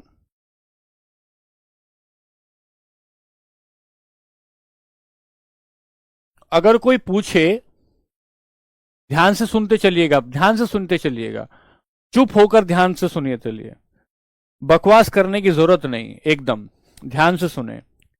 अगर कोई पूछे पीरियोडिक टेबल का सबसे पहला, पीरियोडिक टेबल का सबसे पहला तत्व कौन सा है, पीरियोडिक टेबल का सबसे पहला तत्व कौन सा है, तो लिखते चलेंगे, मैं बोलते चलूंगा। तो पहला आवर्त सारणी का, हाइड्रोजन के बारे में लिखना शुरू कर रहे हैं। आवर्त सारणी का पहला तत्व, आवर्त सारणी का पहला तत्व, first element of periodic table, आवर्त सारणी का पहला तत्व first element of periodic table, पहला। एक बात हुआ, एक बात। दूसरी बात, दूसरी बात, सबसे हल्का तत्व भी किसे कहते हैं? सबसे हल्का तत्व, लाइटेस्ट एलिमेंट। सबसे हल्का तत्व भी किसे कहेंगे? हाइड्रोजन को कहेंगे। सबसे हल्का तत्व हाइड्रोजन को ही क्यों कह रहे हैं? क्योंकि इसका जो फॉर्मूला है वो 1H1 है, सब बच्चे जानते हैं। इसे परमाणु क्रमांक कहते हैं, इसे द्रव्यमान संख्या कहते हैं। तो इसका जो मास नंबर है बहुत कम है, इसकी द्रव्यमान संख्या बहुत कम है, और मास नंबर कम होने की वजह से सबसे हल्का तत्व होता है, सबसे हल्का तत्व होता है। एक बात हुई। दूसरी बात, दूसरी बात, सर इसे भविष्य का ईंधन कहा जाता है, इससे भविष्य का ईंधन कहते हैं, भविष्य का ईंधन। इसे फ्यूचर फ्यूल कहा जाता है। क्या बोलते हैं इसे? इसे फ्यूचर फ्यूल बोला जाता है। फ्यूचर फ्यूल क्यों बोला जाता है इसे? इसके पीछे का कारण क्या है? इसके पीछे का कारण है कि हमारे पास पृथ्वी पर 75% पानी है। हमारे पास पृथ्वी पर 75% पानी है, और अगर हम इस पानी को तोड़ देते हैं, इसका इलेक्ट्रोलाइसिस कर देते हैं, इसे तोड़ देते हैं, तो अगर पानी को किसी तरीके से तोड़ दिया जाए, इसका विद्युत अपघटन इलेक्ट्रोलाइसिस कर दिया जाए, तो यह हाइड्रोजन और ऑक्सीजन में तब्दील हो जाएगा, और यह हाइड्रोजन जो होगी ये हमें ईंधन के रूप में काम करेगी। ये हाइड्रोजन ईंधन के रूप में काम करेगी। और हम देख रहे हैं कि हाइड्रोजन से चलने वाली कार, मार्केट में चलने वाली कारों का बोलबाला धीरे धीरे बढ़ना शुरू हो जाएगा आने वाले समय में। इसलिए हम कहते हैं कि हमारे पास पानी बड़ी मात्रा में है। अगर हम पानी से किसी तरीके से हाइड्रोजन को अलग कर लें तो हमारे पास यह भविष्य का ईंधन बन जाएगा। एक बात। दूसरी बात, ध्यान से सुनते चलिएगा। दूसरी बात, इसे सर्वोत्तम ईंधन भी कहते हैं। इसे सर्वोत्तम ईंधन भी कहा जाता है। सर्वोत्तम ईंधन कहा जाता है, सर्वोत्तम एवं आदर्श ईंधन। इसे सर्वोत्तम एवं आदर्श ईंधन भी कहते हैं। सर्वोत्तम और आदर्श ईंधन भी कहते हैं। सर्वोत्तम और आदर्श ईंधन कहने के पीछे का कारण क्या है? बेस्ट एंड आइडियल फ्यूल कहा जाता है। बेस्ट एंड आइडियल फ्यूल कहा जाता है। इसके पीछे कारण क्या है? क्योंकि जब हाइड्रोजन को हम जलाते हैं, तो हाइड्रोजन जलने के बाद पोल्यूशन कम करता है। हाइड्रोजन जलने के बाद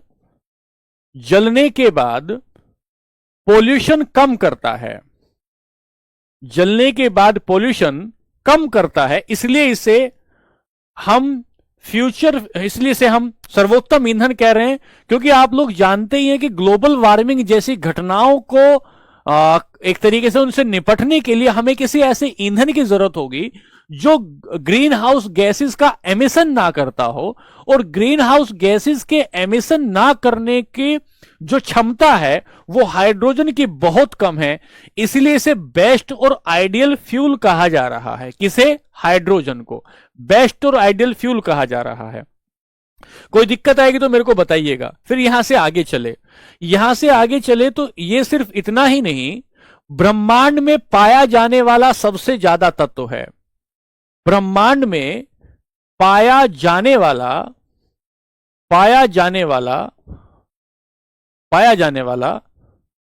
ब्रह्मांड में सर्वाधिक मात्रा में पाया जाने वाला, ब्रह्मांड में सर्वाधिक मात्रा में पाया जाने वाला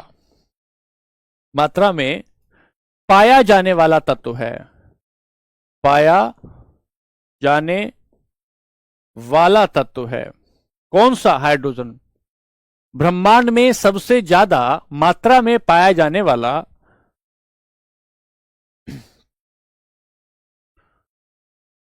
फाउंड ग्रेटेस्ट क्वांटिटी या लार्जेस्ट क्वांटिटी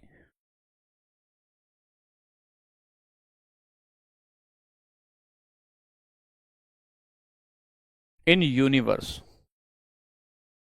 कई बार पेपर में पूछा गया है 75% से भी अधिक पाया जाने वाला तत्व कौन सा है? वो आपका हाइड्रोजन है। और इसके बाद कौन सा तत्व पाया जाता है? इसके बाद पाया जाने वाला तत्व सेकंड नंबर पर जो पाया जाता है वो हीलियम है। सेकंड नंबर पर जो तत्व पाया जाता है वो हीलियम है। ठीक है? क्या मेरी बात आप ये समझ पा रहे हैं कि मैं आपको आवर्त सारणी क्यों पढ़ा रहा था? उसके पीछे का कारण आप समझे कि मैं आपको पीरियोडिक टेबल क्यों पढ़ा रहा था? यहां तक आप समझे? अरे बेटा रोशनी, वायुमंडल 78% हमारे वायुमंडल में पाया जाता है। ये सिर्फ हमारे घर की बात हो रही है।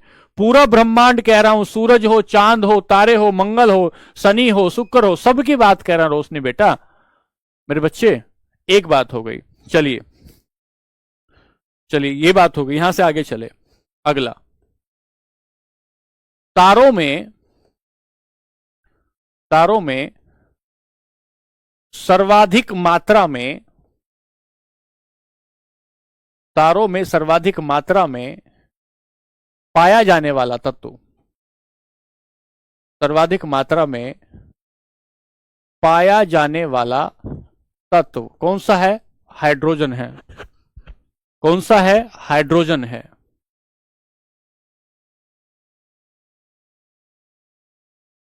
तो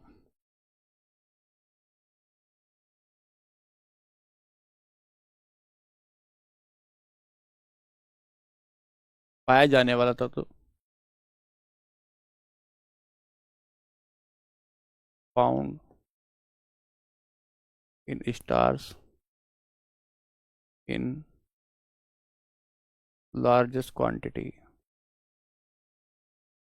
और क्योंकि तारों में सबसे ज्यादा मात्रा में पाया जा रहा है, तो सूर्य भी एक तारा है। सूर्य में 71% हाइड्रोजन पाया जाता है।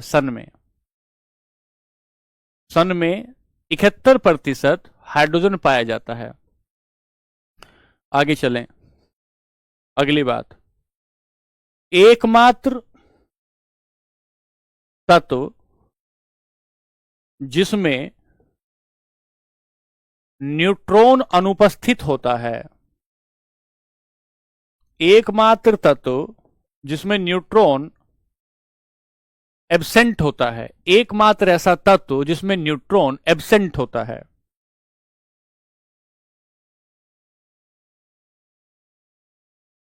Only element in which neutron is absent, जिसमें न्यूट्रॉन अनुपस्थित होता है। न्यूट्रॉन अनुपस्थित होता है। न्यूट्रॉन अनुपस्थित होता है।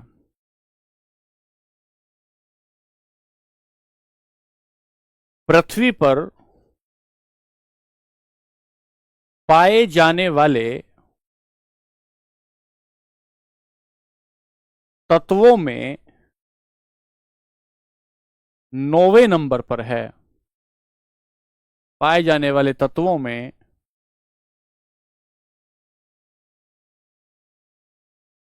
9वें नंबर पर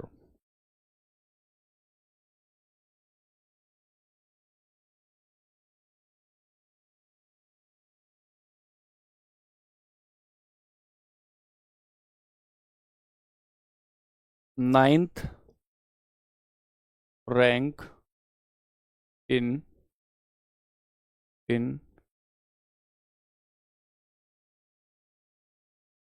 एलिमेंट्स फाउंड इन अर्थ। तो पेपर पूछेगा पहले नंबर पे बताओ ना भैया कौन सा है। पेपर पूछेगा पहले नंबर पे बताओ ना दीदी कौन सा है। तो कहेंगे पहले नंबर पर ऑक्सीजन, जिसकी मात्रा 46.6% होती है। दूसरे नंबर पर सिलिकॉन, जिसकी मात्रा 27% के लगभग होती है। तीसरे नंबर पर एल्यूमिनियम, जिसकी मात्रा 8.1% के आसपास होती है।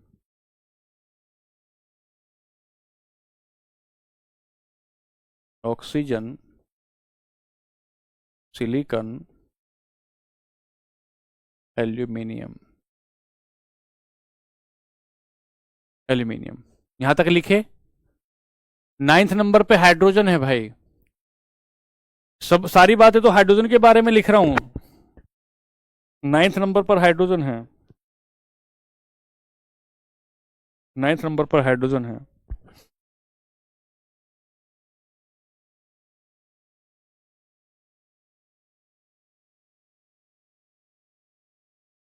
चलिए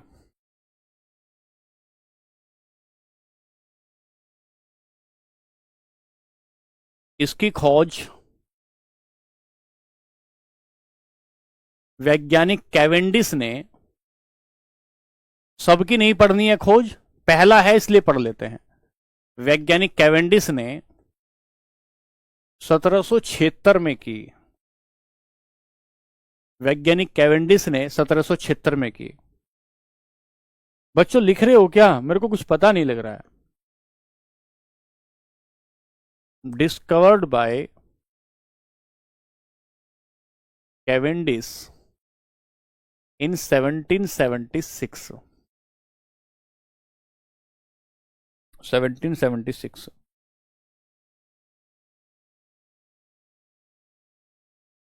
भाई लिख रहे हो, पढ़ रहे हो कि नहीं? हेनरी कैवेंडिस, हाँ ठीक है ठीक है।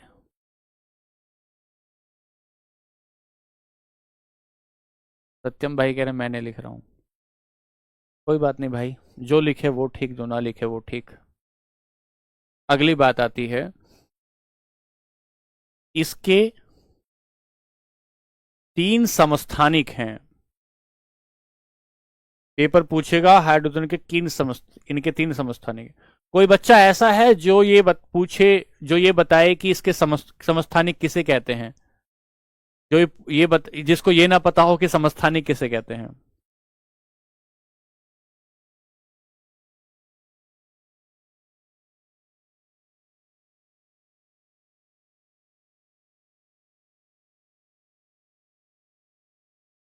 तीन समस्थानिक कहते हैं। पहला पहला प्रोटियम,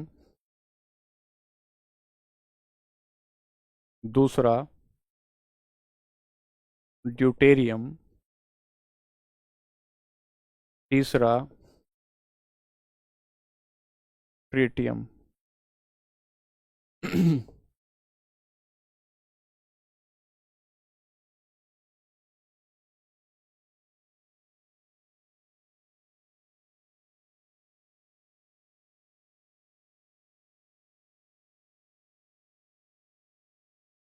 ट्रिटियम। जो प्रोटियम है, जो प्रोटियम होता है, जो प्रोटियम होता है, क्योंकि ये 1H1 होता है, 1H1 होता है, तो इसका द्रव्यमान कम है। ये 1H2 होता है, ये 1H3 होता है। तो क्योंकि इसका मास कम है, इसलिए इसे हल्का हाइड्रोजन कहते हैं। इसलिए इसे, पेपर पूछेगा हल्का हाइड्रोजन किसे बोलते हैं? Light hydrogen. पेपर वाले अंकल पूछेंगे हल्का हाइड्रोजन किसे कहते हैं? ठीक है सर, इसके पास द्रव्यमान ज्यादा है, इसे भारी हाइड्रोजन कहते हैं। भारी हाइड्रोजन कहते हैं। और जब ये ऑक्सीजन के साथ क्रिया करेगा, ऑक्सीजन के सब ये क्रिया करेगा, तो ये बनेगा D2O। ये बनेगा D2O। D2O। बच्चे सुनो ध्यान से, ड्यूटेरियम, सत्यम वर्मा, बेटा सुनो तो मेरे भाई। हो सकता तुम मेरे से बड़े हो, बेटा कहना ठीक नहीं, लेकिन या बराबर के जो भी हो, जब ये इस ड्यूटेरियम को तो हमने भारी हाइड्रोजन कहा, लेकिन जैसे ही ड्यूटेरियम ऑक्सीजन से क्रिया करेगा तो इसे भारी जल कहेंगे। फिर तो इसे भारी जल कहेंगे, तो इसे कहेंगे हैवी वाटर। तो इसे हैवी वाटर कहेंगे। और ये जो है, ये जो है आपका ट्रिटियम जो है, ट्रिटियम जो है, ये एकमात्र ऐसा समस्थानिक है जो रेडियो एक्टिव है। एकमात्र ऐसा समस्थानिक है जो रेडियो एक्टिव है। रेडियो एक्टिव है, ये टी है, टी, भारी जल से क्रिया करेगा। तो एकमात्र रेडियो एक्टिव समस्थानिक,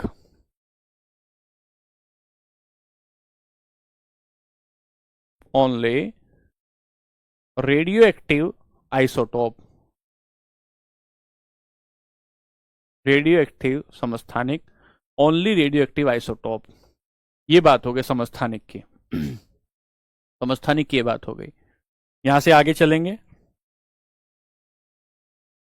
यहां से आगे चलेंगे। इसका प्रयोग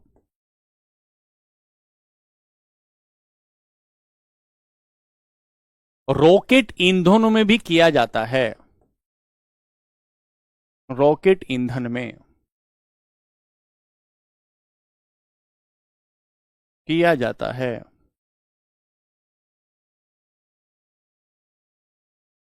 use in rocket fuel, rocket ईंधन में इसका प्रयोग किया जाता है। इसका प्रयोग वेल्डिंग में भी किया जाता है।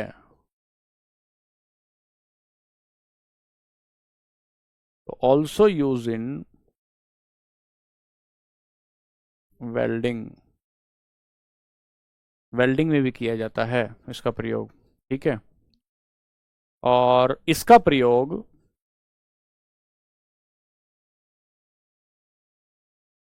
वनस्पति तेल को, डालडा वगैरह आता है ना, वनस्पति घी बनाने में भी करते हैं। घी बनाने में भी करते हैं। ये जो आपका डालडा वगैरह आता है, डालडा वगैरह आता है, तो इसका प्रयोग हम डालडा वगैरह का वनस्पति घी बना, मतलब जो तेल है ना, ये तेल तो मानेंगे सरसों का तेल, वनस्पति तेल होता है जो किसी पौधे से आया हो, तो सरसों का तेल, तिल का तेल आया। ठीक है, और फिर यहां से वनस्पति घी बनाया, तो वेजिटेरियन जो घी बनेगा वो बन जाएगा, जैसे आपका डालडा बन जाता है। अर्चना कह रही है कि नहीं, सबके इतने ज्यादा नहीं होंगे। अर्चना कह रही है सर टेबल बनाना कब सिखाओगे? जब टेबल बनाना सिखाता हूं तो तुम सिर पे नाचते हो। सिखा चुका हूं जितना सिखाते थे, और कितना सिखाएंगे। जब टेबल बनाना सिखाता हूं तो नाचते हो फिर तुम जो है।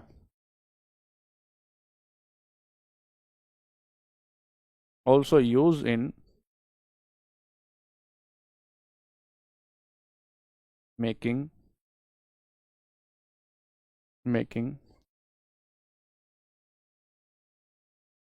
vegetable ghee from vegetable oils, vegetable oils इसके बनाने में करते हैं। दिवाली का रॉकेट, दिवाली के रॉकेट में हाइड्रोजन नहीं होता। दिवाली के रॉकेट में हाइड्रोजन नहीं होता।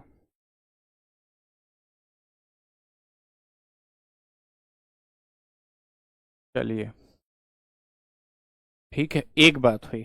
चलिए, ये हाइड्रोजन के बारे में इतनी बातें इसलिए बताई, जितने भी आपके प्रीवियस ईयर पेपर में आए हुए सवाल थे, तो हमने आवर्त सारणी के कुछ प्रमुख तत्व लिए, जिनमें से पहला हमने हाइड्रोजन लिया।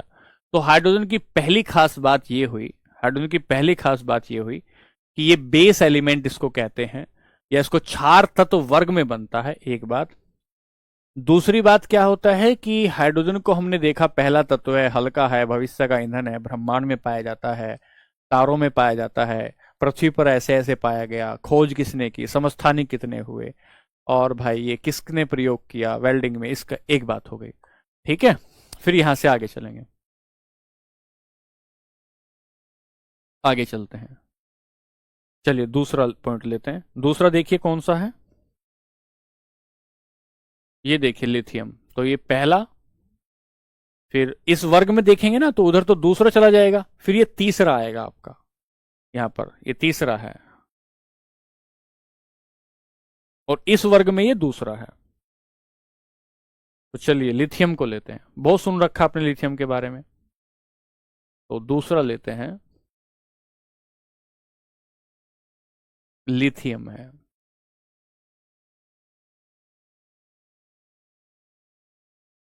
लिथियम है। लिथियम के बारे में क्या क्या खास बातें हैं? पहली बात, पहली बात,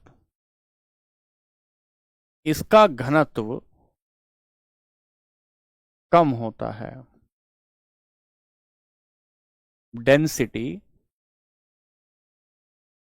कम होती है, डेंसिटी कम होती है। जबकि अगर आप देखेंगे, जबकि अगर आप देखेंगे तो जो धातु होते हैं ना, जो मेटल होते हैं, मेटल की डेंसिटी ज्यादा होती है, मेटल की डेंसिटी ज्यादा होती है।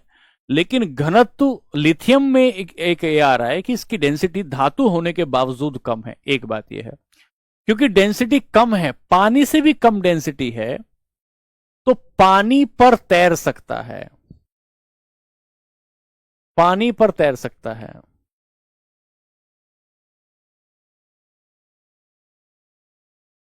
पानी पर तैर सकता है, पानी पर तैर सकता है। और क्योंकि ये पानी पर तैर सकता है तो अभिक्रियाशील है और पानी में भी आग लगा देता है। क्योंकि ये अभिक्रियाशील है और पानी में भी आग लगा देता है,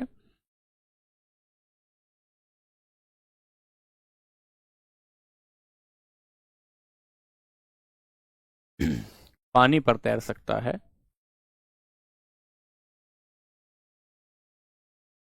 अधिक अभिक्रियाशील,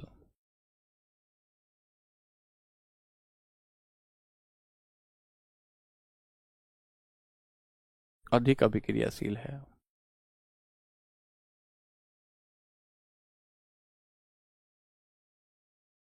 मोर रिएक्टिव है, मोर रिएक्टिव है। गलनांक कम है, गलनांक कम है तथा मुलायम भी है, मुलायम भी। तो मेल्टिंग पॉइंट,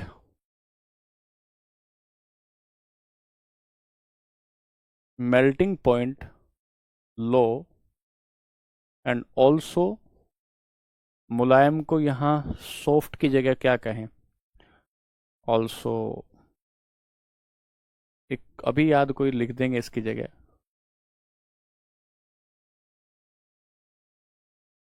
क्योंकि सॉफ्ट है इसलिए चाकू से काट सकते हैं, सुना है ना, चाकू से काट सकते हैं। सॉफ्ट है इसलिए चाकू से काट सकते हैं।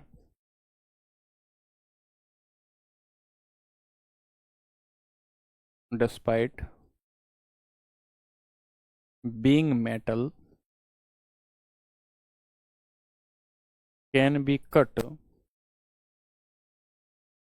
नाइफ। एक तरफ तो आप कहते हैं लोहा, एक तरफ तो आपने कहा लोहा, और दूसरी तरफ आपने कहा सर ये इतना मुलायम है कि इसे चाकू से काटा जा सकता है, इसे चाकू से काटा जा सकता है, इतना मुलायम है।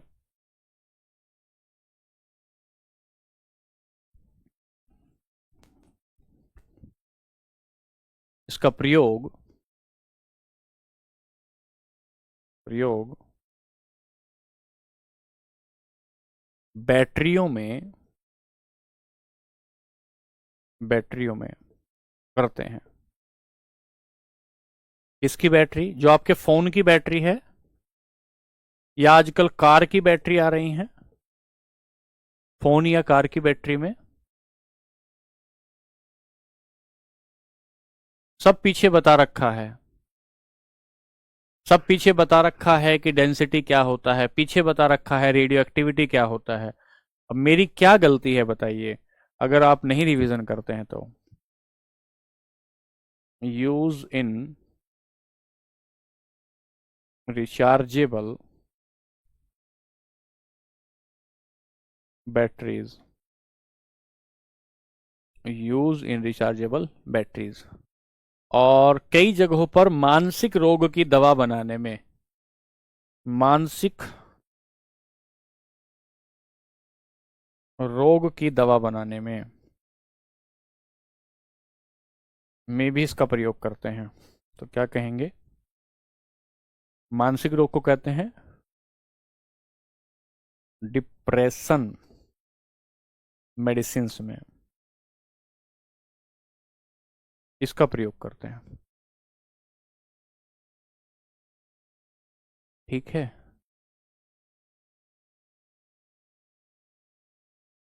हाँ कर सकते हैं बिल्कुल। अब आपके पेपर में क्या आएगा, आपके पेपर में आएगा ये बता दो ऐसी कौन सी धातु है, कई सारी धातु ऐसी है जिन्हें चाकू से काट सकते हैं, लेकिन ऐसी कौन सी धातु है जिसे चाकू से काट सकते हैं, और अगर उसमें लिथियम मिले तो मिलेगा ये आपका। किसी बच्चे ने पूछा घनत्व क्या होता है, सुनो ऐसा ना हो आपको नींद ना आए बच्चे। घनत्व का मतलब होता है कि किसी भी, कोई आयतन है, कोई क्षेत्र है, उस क्षेत्र के भीतर जितने कण आते हैं, उस क्षेत्र के भीतर कितने कण आए, अगर कण ज्यादा आ गए तो उसकी डेंसिटी ज्यादा आ जाएगी। अगर कण ज्यादा है तो डेंसिटी ज्यादा है, और अगर कण उसके भीतर कम है तो डेंसिटी कम है। जैसे लोहे की डेंसिटी ज्यादा है, लोहे की डेंसिटी ज्यादा है, और प्लास्टिक की डेंसिटी कम है, लकड़ी की डेंसिटी कम है। इस तरीके से आपको देखना होगा। लिथियम से आगे चलेंगे। ये सारी बातें लिथियम के बारे में हुई, तो यहां से आगे देखा। फिर हम आएंगे सोडियम पर। सोडियम बहुत खास है, बहुत ज्यादा खास है, और पेपर के लिहाज से भी और भारत के लिहाज से भी बहुत खास है। तो फिर हम आते हैं नेक्स्ट, तीसरा ले रहे हैं सोडियम Na। ध्यान से सुनिएगा, सोडियम भी ऐसा था, अरे भैया रवीन भाई, सोडियम भी कटता है, पोटेशियम भी कटता है, लिथियम भी कटता है, गैलियम भी कटता है। वही तो मैं तुम्हें समझाना चाहता हूं कि पेपर थोड़ा बहुत ऊपर नीचे करेगा तो तुम जो है भटक जाओगे। ठीक है, चिंता ना करो। हाँ, मेंटल इलनेस बोल सकते हैं। तो सोडियम, सोडियम की खास बातें लिखेंगे। पहली बात कि घनत्व कम होता है, डेंसिटी कम होती है, एक बात। दूसरी बात, डेंसिटी कम होती है, और दूसरी बात गलनांक भी कम होता है, गलनांक भी कम, मेल्टिंग मतलब कम गलनांक पे पिघल जाएगा, मेल्टिंग पॉइंट भी कम होता है। तीसरी बात, ज्वलनशील होता है, ज्वलनशील मतलब ज्यादा रिएक्शन करने वाला, जो बहुत तेजी से जिस हीट पकड़ ले, ऐसा होता है ज्वलनशील। और अभिक्रियाशील, मोर रिएक्टिव, और कोई शब्द अभी याद आएगा तो लिखूंगा। और ज्वलनशील के साथ साथ सॉफ्ट होता है, मुलायम होता है, मुलायम होता है, मुलायम होता है, सॉफ्ट होता है।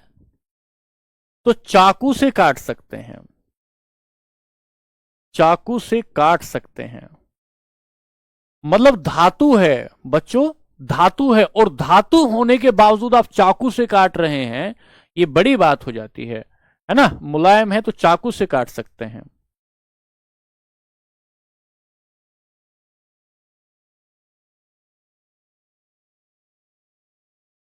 अच्छा, जब हम ये कहते हैं ना कि ये जो है हाईली इनफ्लेमेबल, बहुत बढ़िया, इनफ्लेमेबल, हाईली इनफ्लेमेबल होता है, ठीक है। जब हम ये बात कहते हैं कि सोडियम है और बहुत ज्यादा अभिक्रियाशील है, ध्यान से सुनो एक बात, जब हम ये कहते हैं कि बहुत ज्यादा अभिक्रियाशील है, तो अभिक्रियाशील का मतलब होता है कि दूसरे एलिमेंट के साथ तुरंत रिएक्शन करता है। अगर कोई चीज दूसरे एलिमेंट के साथ तुरंत रिएक्शन करे, तुरंत रिएक्शन करे, तो इसका मतलब यह हो जाएगा कि वो स्वतंत्र अवस्था में अकेला नहीं मिलेगा कभी भी। कुछ लोगों की ये टेंडेंसी होती है, कुछ लोगों की ये टेंडेंसी होती है कि वो हमेशा किसी ना किसी के गले में हाथ डाल के तुम्हें मिलेंगे, ये मेरा भाई है, ये मेरा दोस्त है, कहीं भी कभी भी अकेले नहीं मिलेंगे। यदि अकेले नहीं मिलेंगे तो उस व्यक्ति का गुण है वो बहुत ज्यादा अभिक्रियाशील है, किसी ना किसी व्यक्ति के साथ मिलेगा। ऐसे ही जब किसी आप एलिमेंट को देखोगे और मैं ये बोलूं कि एलिमेंट में जो है बहुत ज्यादा अभिक्रियाशीलता होती है, तो अभिक्रियाशीलता का मतलब है कि वो दूसरे को तुरंत छेड़ देगा, हाथ लगते ही छेड़ देगा और तुरंत उसके साथ रिएक्शन करेगा। और पानी के साथ तो ये तुरंत जल जाता है, इसलिए इसे केरोसिन में डुबाकर रखते हैं। उच्च अभिक्रियाशीलता के कारण, उच्च अभिक्रियाशीलता के कारण, उच्च अभिक्रियाशीलता के कारण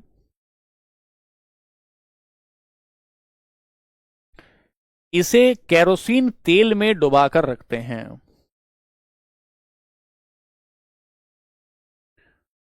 केरोसिन तेल में पूछा जाएगा, केरोसिन तेल में किसे डुबा कर रखोगे? केरोसिन तेल में डुबो कर रखते हैं।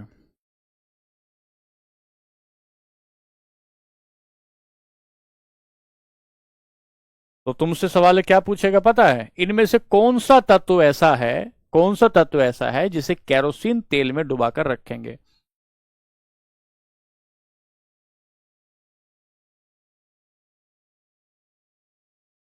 Due to high reactivity, due to high reactivity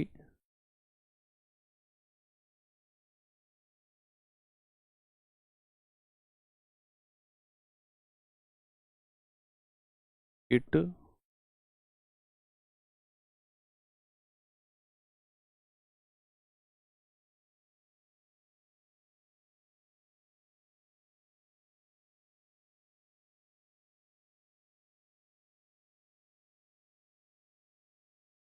in kerosene, kerosene में डुबा कर रखते हैं।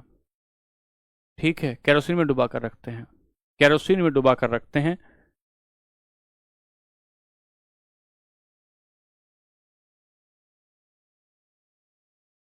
अब अगली पेज पर चलेंगे। यहां तक लिख लिया तो अगले पेज पर चलें। क्योंकि आप ही ने कहा ये ज्यादा अभिक्रियाशीलता करेगा तो किसी ना किसी के साथ पाएगा।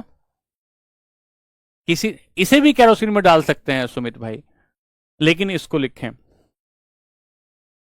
तो क्या लिखेंगे?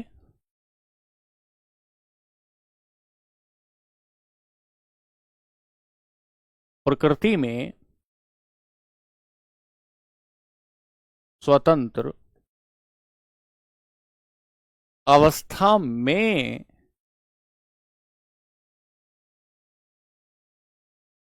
न मिलकर यौगिक के रूप में मिलता है।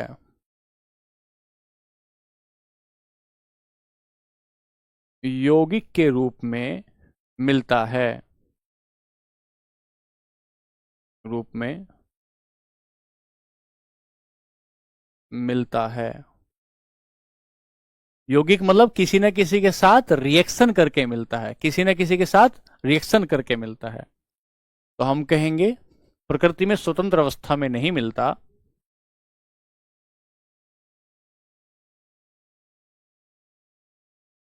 Not found in nature in free state,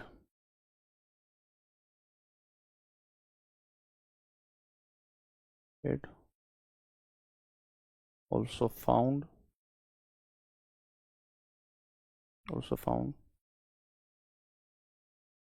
in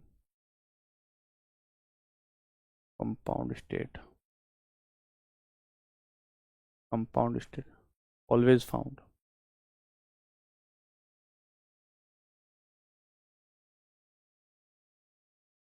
kerosene तेल में डुबाकर इसलिए रखते हैं, उसके साथ अभिक्रिया नहीं करता है। लिखें पहला NaCl, तो यहां लिखेंगे सोडियम के नाभिक, सोडियम के यौगिक,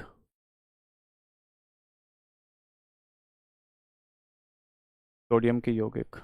यहां लिखेंगे सोडियम के गलनांक, जिस पर कोई चीज गल जाती है, मेल्ट हो जाती है, सोडियम के यौगिक। कंपाउंड्स ऑफ, अब यहां से एक सवाल बनेगा भाई, दरअसल इसको हम वैसे भी पढ़ सकते थे सीधा भी, वैसे भी सीधा भी पढ़ सकते थे, लेकिन इसको इसी लहजे में पढ़ना चाहिए। अगर ढंग से पढ़ना है तो इसको इसी लहजे में पढ़ना चाहिए। ठीक है, पहला NaCl, NaCl, इसका नाम क्या बनेगा? सोडियम क्लोराइड,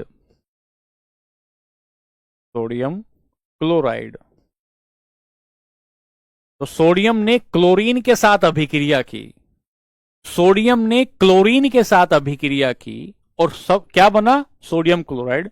और इसे ही टेबल सोल्ट कहते हैं, इसे ही साधारण नमक कहते हैं, या इसे टेबल सॉल्ट कहते हैं। तो अगर पूछे हम जो नमक खाते हैं, घर में जो नमक यूज करते हैं, उसका रासायनिक नाम क्या है, तो टेबल सोल्ट है, NaCl है।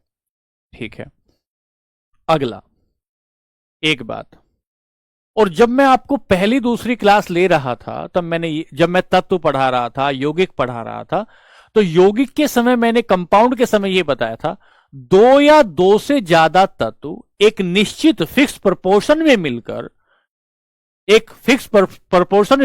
एक निश्चित अनुपात में मिलने के बाद, एक तीसरा तत्व बनाते हैं, एक नया तत्व बनाते हैं, उसे यौगिक कहते हैं। ठीक है, अगला,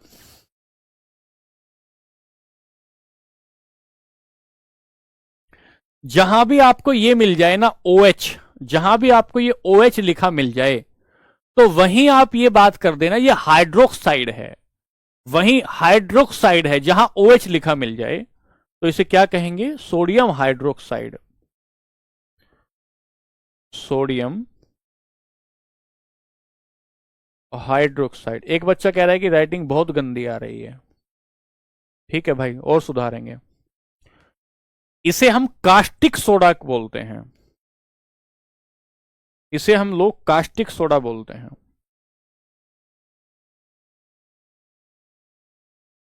कास्टिक सोडा बोलते हैं। एक बार कास्टिक के लिए बताइए अंग्रेजी शब्द, मैं देख के बताता हूं। सोडियम क्लोराइड हुआ, और तीसरा एक शब्द होता है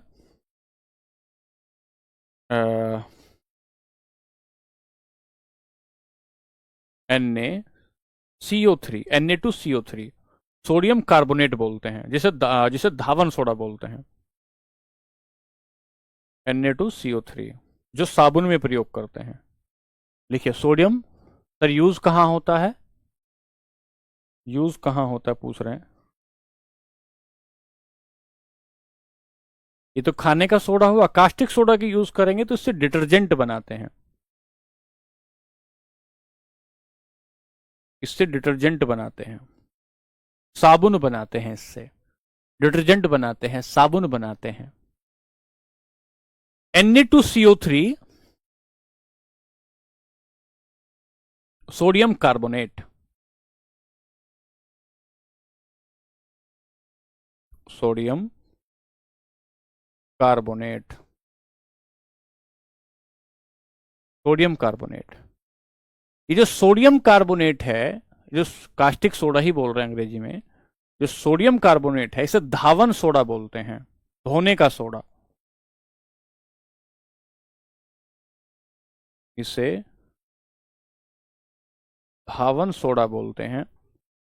और इसका जो प्रयोग है वो कपड़े धोने के साबुन बनाने में, डिटर्जेंट बनाने में, इनमें किया जाता है। ये जो डिटर्जेंट मतलब कास्टिक सोडा जो है ना, बहुत खतरनाक है,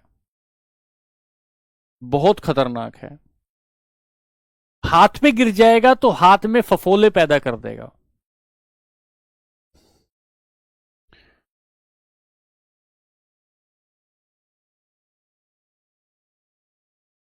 हाथ में गिर जाएगा तो हाथ में फफोले पैदा कर देगा सोडियम। और तुम्हारे पेपर में जो पूछे जाने की गुंजाइश मुझे लगती है अपने आधार पे, वो है सोडियम बाइकार्बोनेट, वो है sodium bicarbonate, sodium bicarbonate. Sodium bicarbonate का मतलब हो जाएगा NaHCO3। हाँ, इसमें ये एक सेकंड, यहां पर जो है NaOH आएगा, क्योंकि ये, इसको थोड़ा बच्चों ठीक कर लेना, NaOH है, ये Na2CO3 है, फिर आया सोडियम बाइकार्बोनेट NaHCO3। इसको थोड़ा ठीक कर लेना भाई, इसको थोड़ा ठीक कर लेना, इसे कहेंगे सोडियम बाइकार्बोनेट।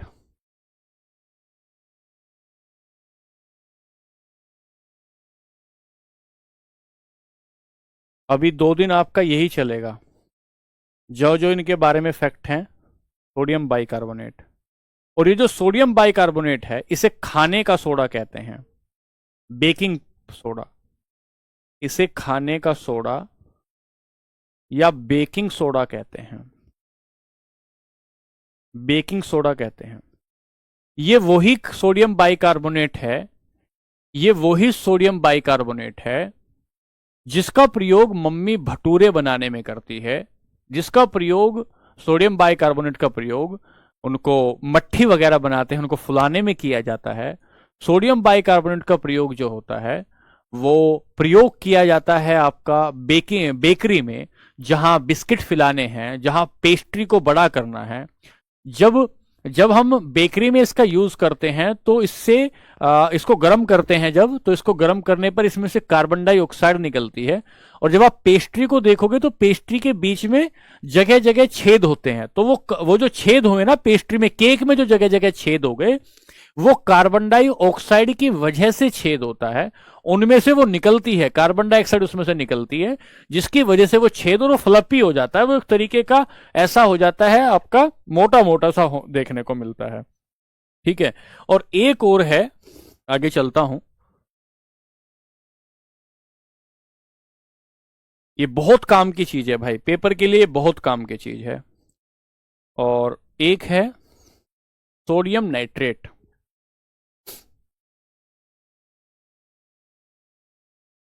सोडियम नाइट्रेट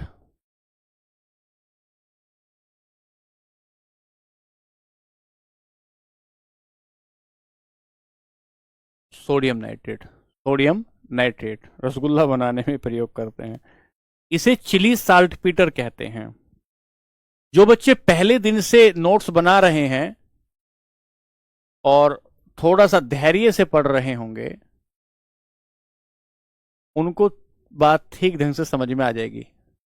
और जो थोड़ा सा सोच रहे होंगे कि भाई ठीक है देखेंगे, सॉल्ट पीटर बोलते हैं। सॉल्ट पीटर का मतलब है एक तरीके से आपका जो गुफाओं से निकलने वाला नमक होता है। और तुम जानते होगे कि जब तुम ज्योग्राफी पढ़ते हो तो ज्योग्राफी में साउथ अमेरिका है, और इस साउथ अमेरिका में ये जो जगह है ना, ये जो जगह है इसको चिली बोलते हैं। तो ये जो सोडियम नाइट्रेट है वो चिली से मिलता है, चिली से मिलता है, चिली से मिलता है। और सूत्र NaNO2 नहीं दिख रहा है क्या? इसका सूत्र है Na, ये चिली साल्ट पीटर बोलते हैं, और इसका प्रयोग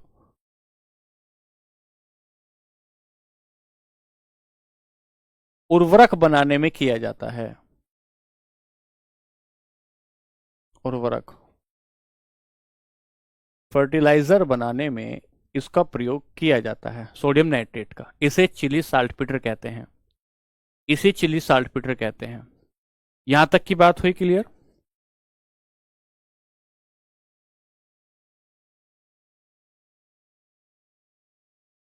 हाँ हो गया है टाइम, हमें पता है, हमें पता है कि टाइम हो गया है। अगली बात एक और लिखना है बस, अगली एक बात लिखनी है। सोडियम का प्रयोग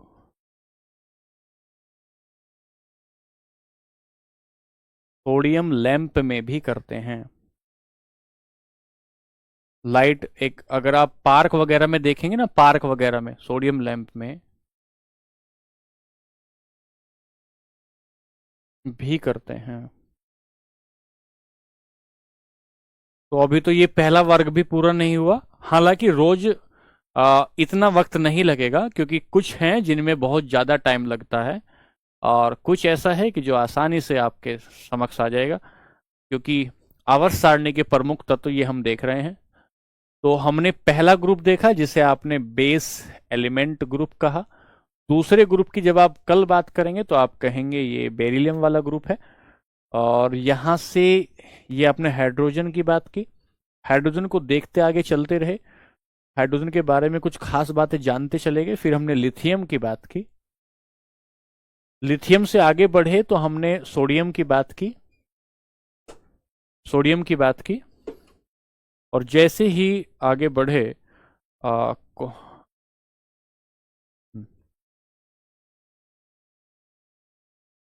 जैसे ही आगे बढ़े तो हमने देखा कि ये सोडियम के यौगिक हैं, इसमें सोडियम बाइकार्बोनेट है, ये सोडियम कार्बोनेट है Na2CO3, ये NaOH सोडियम हाइड्रोक्साइड है, ये NaCl है।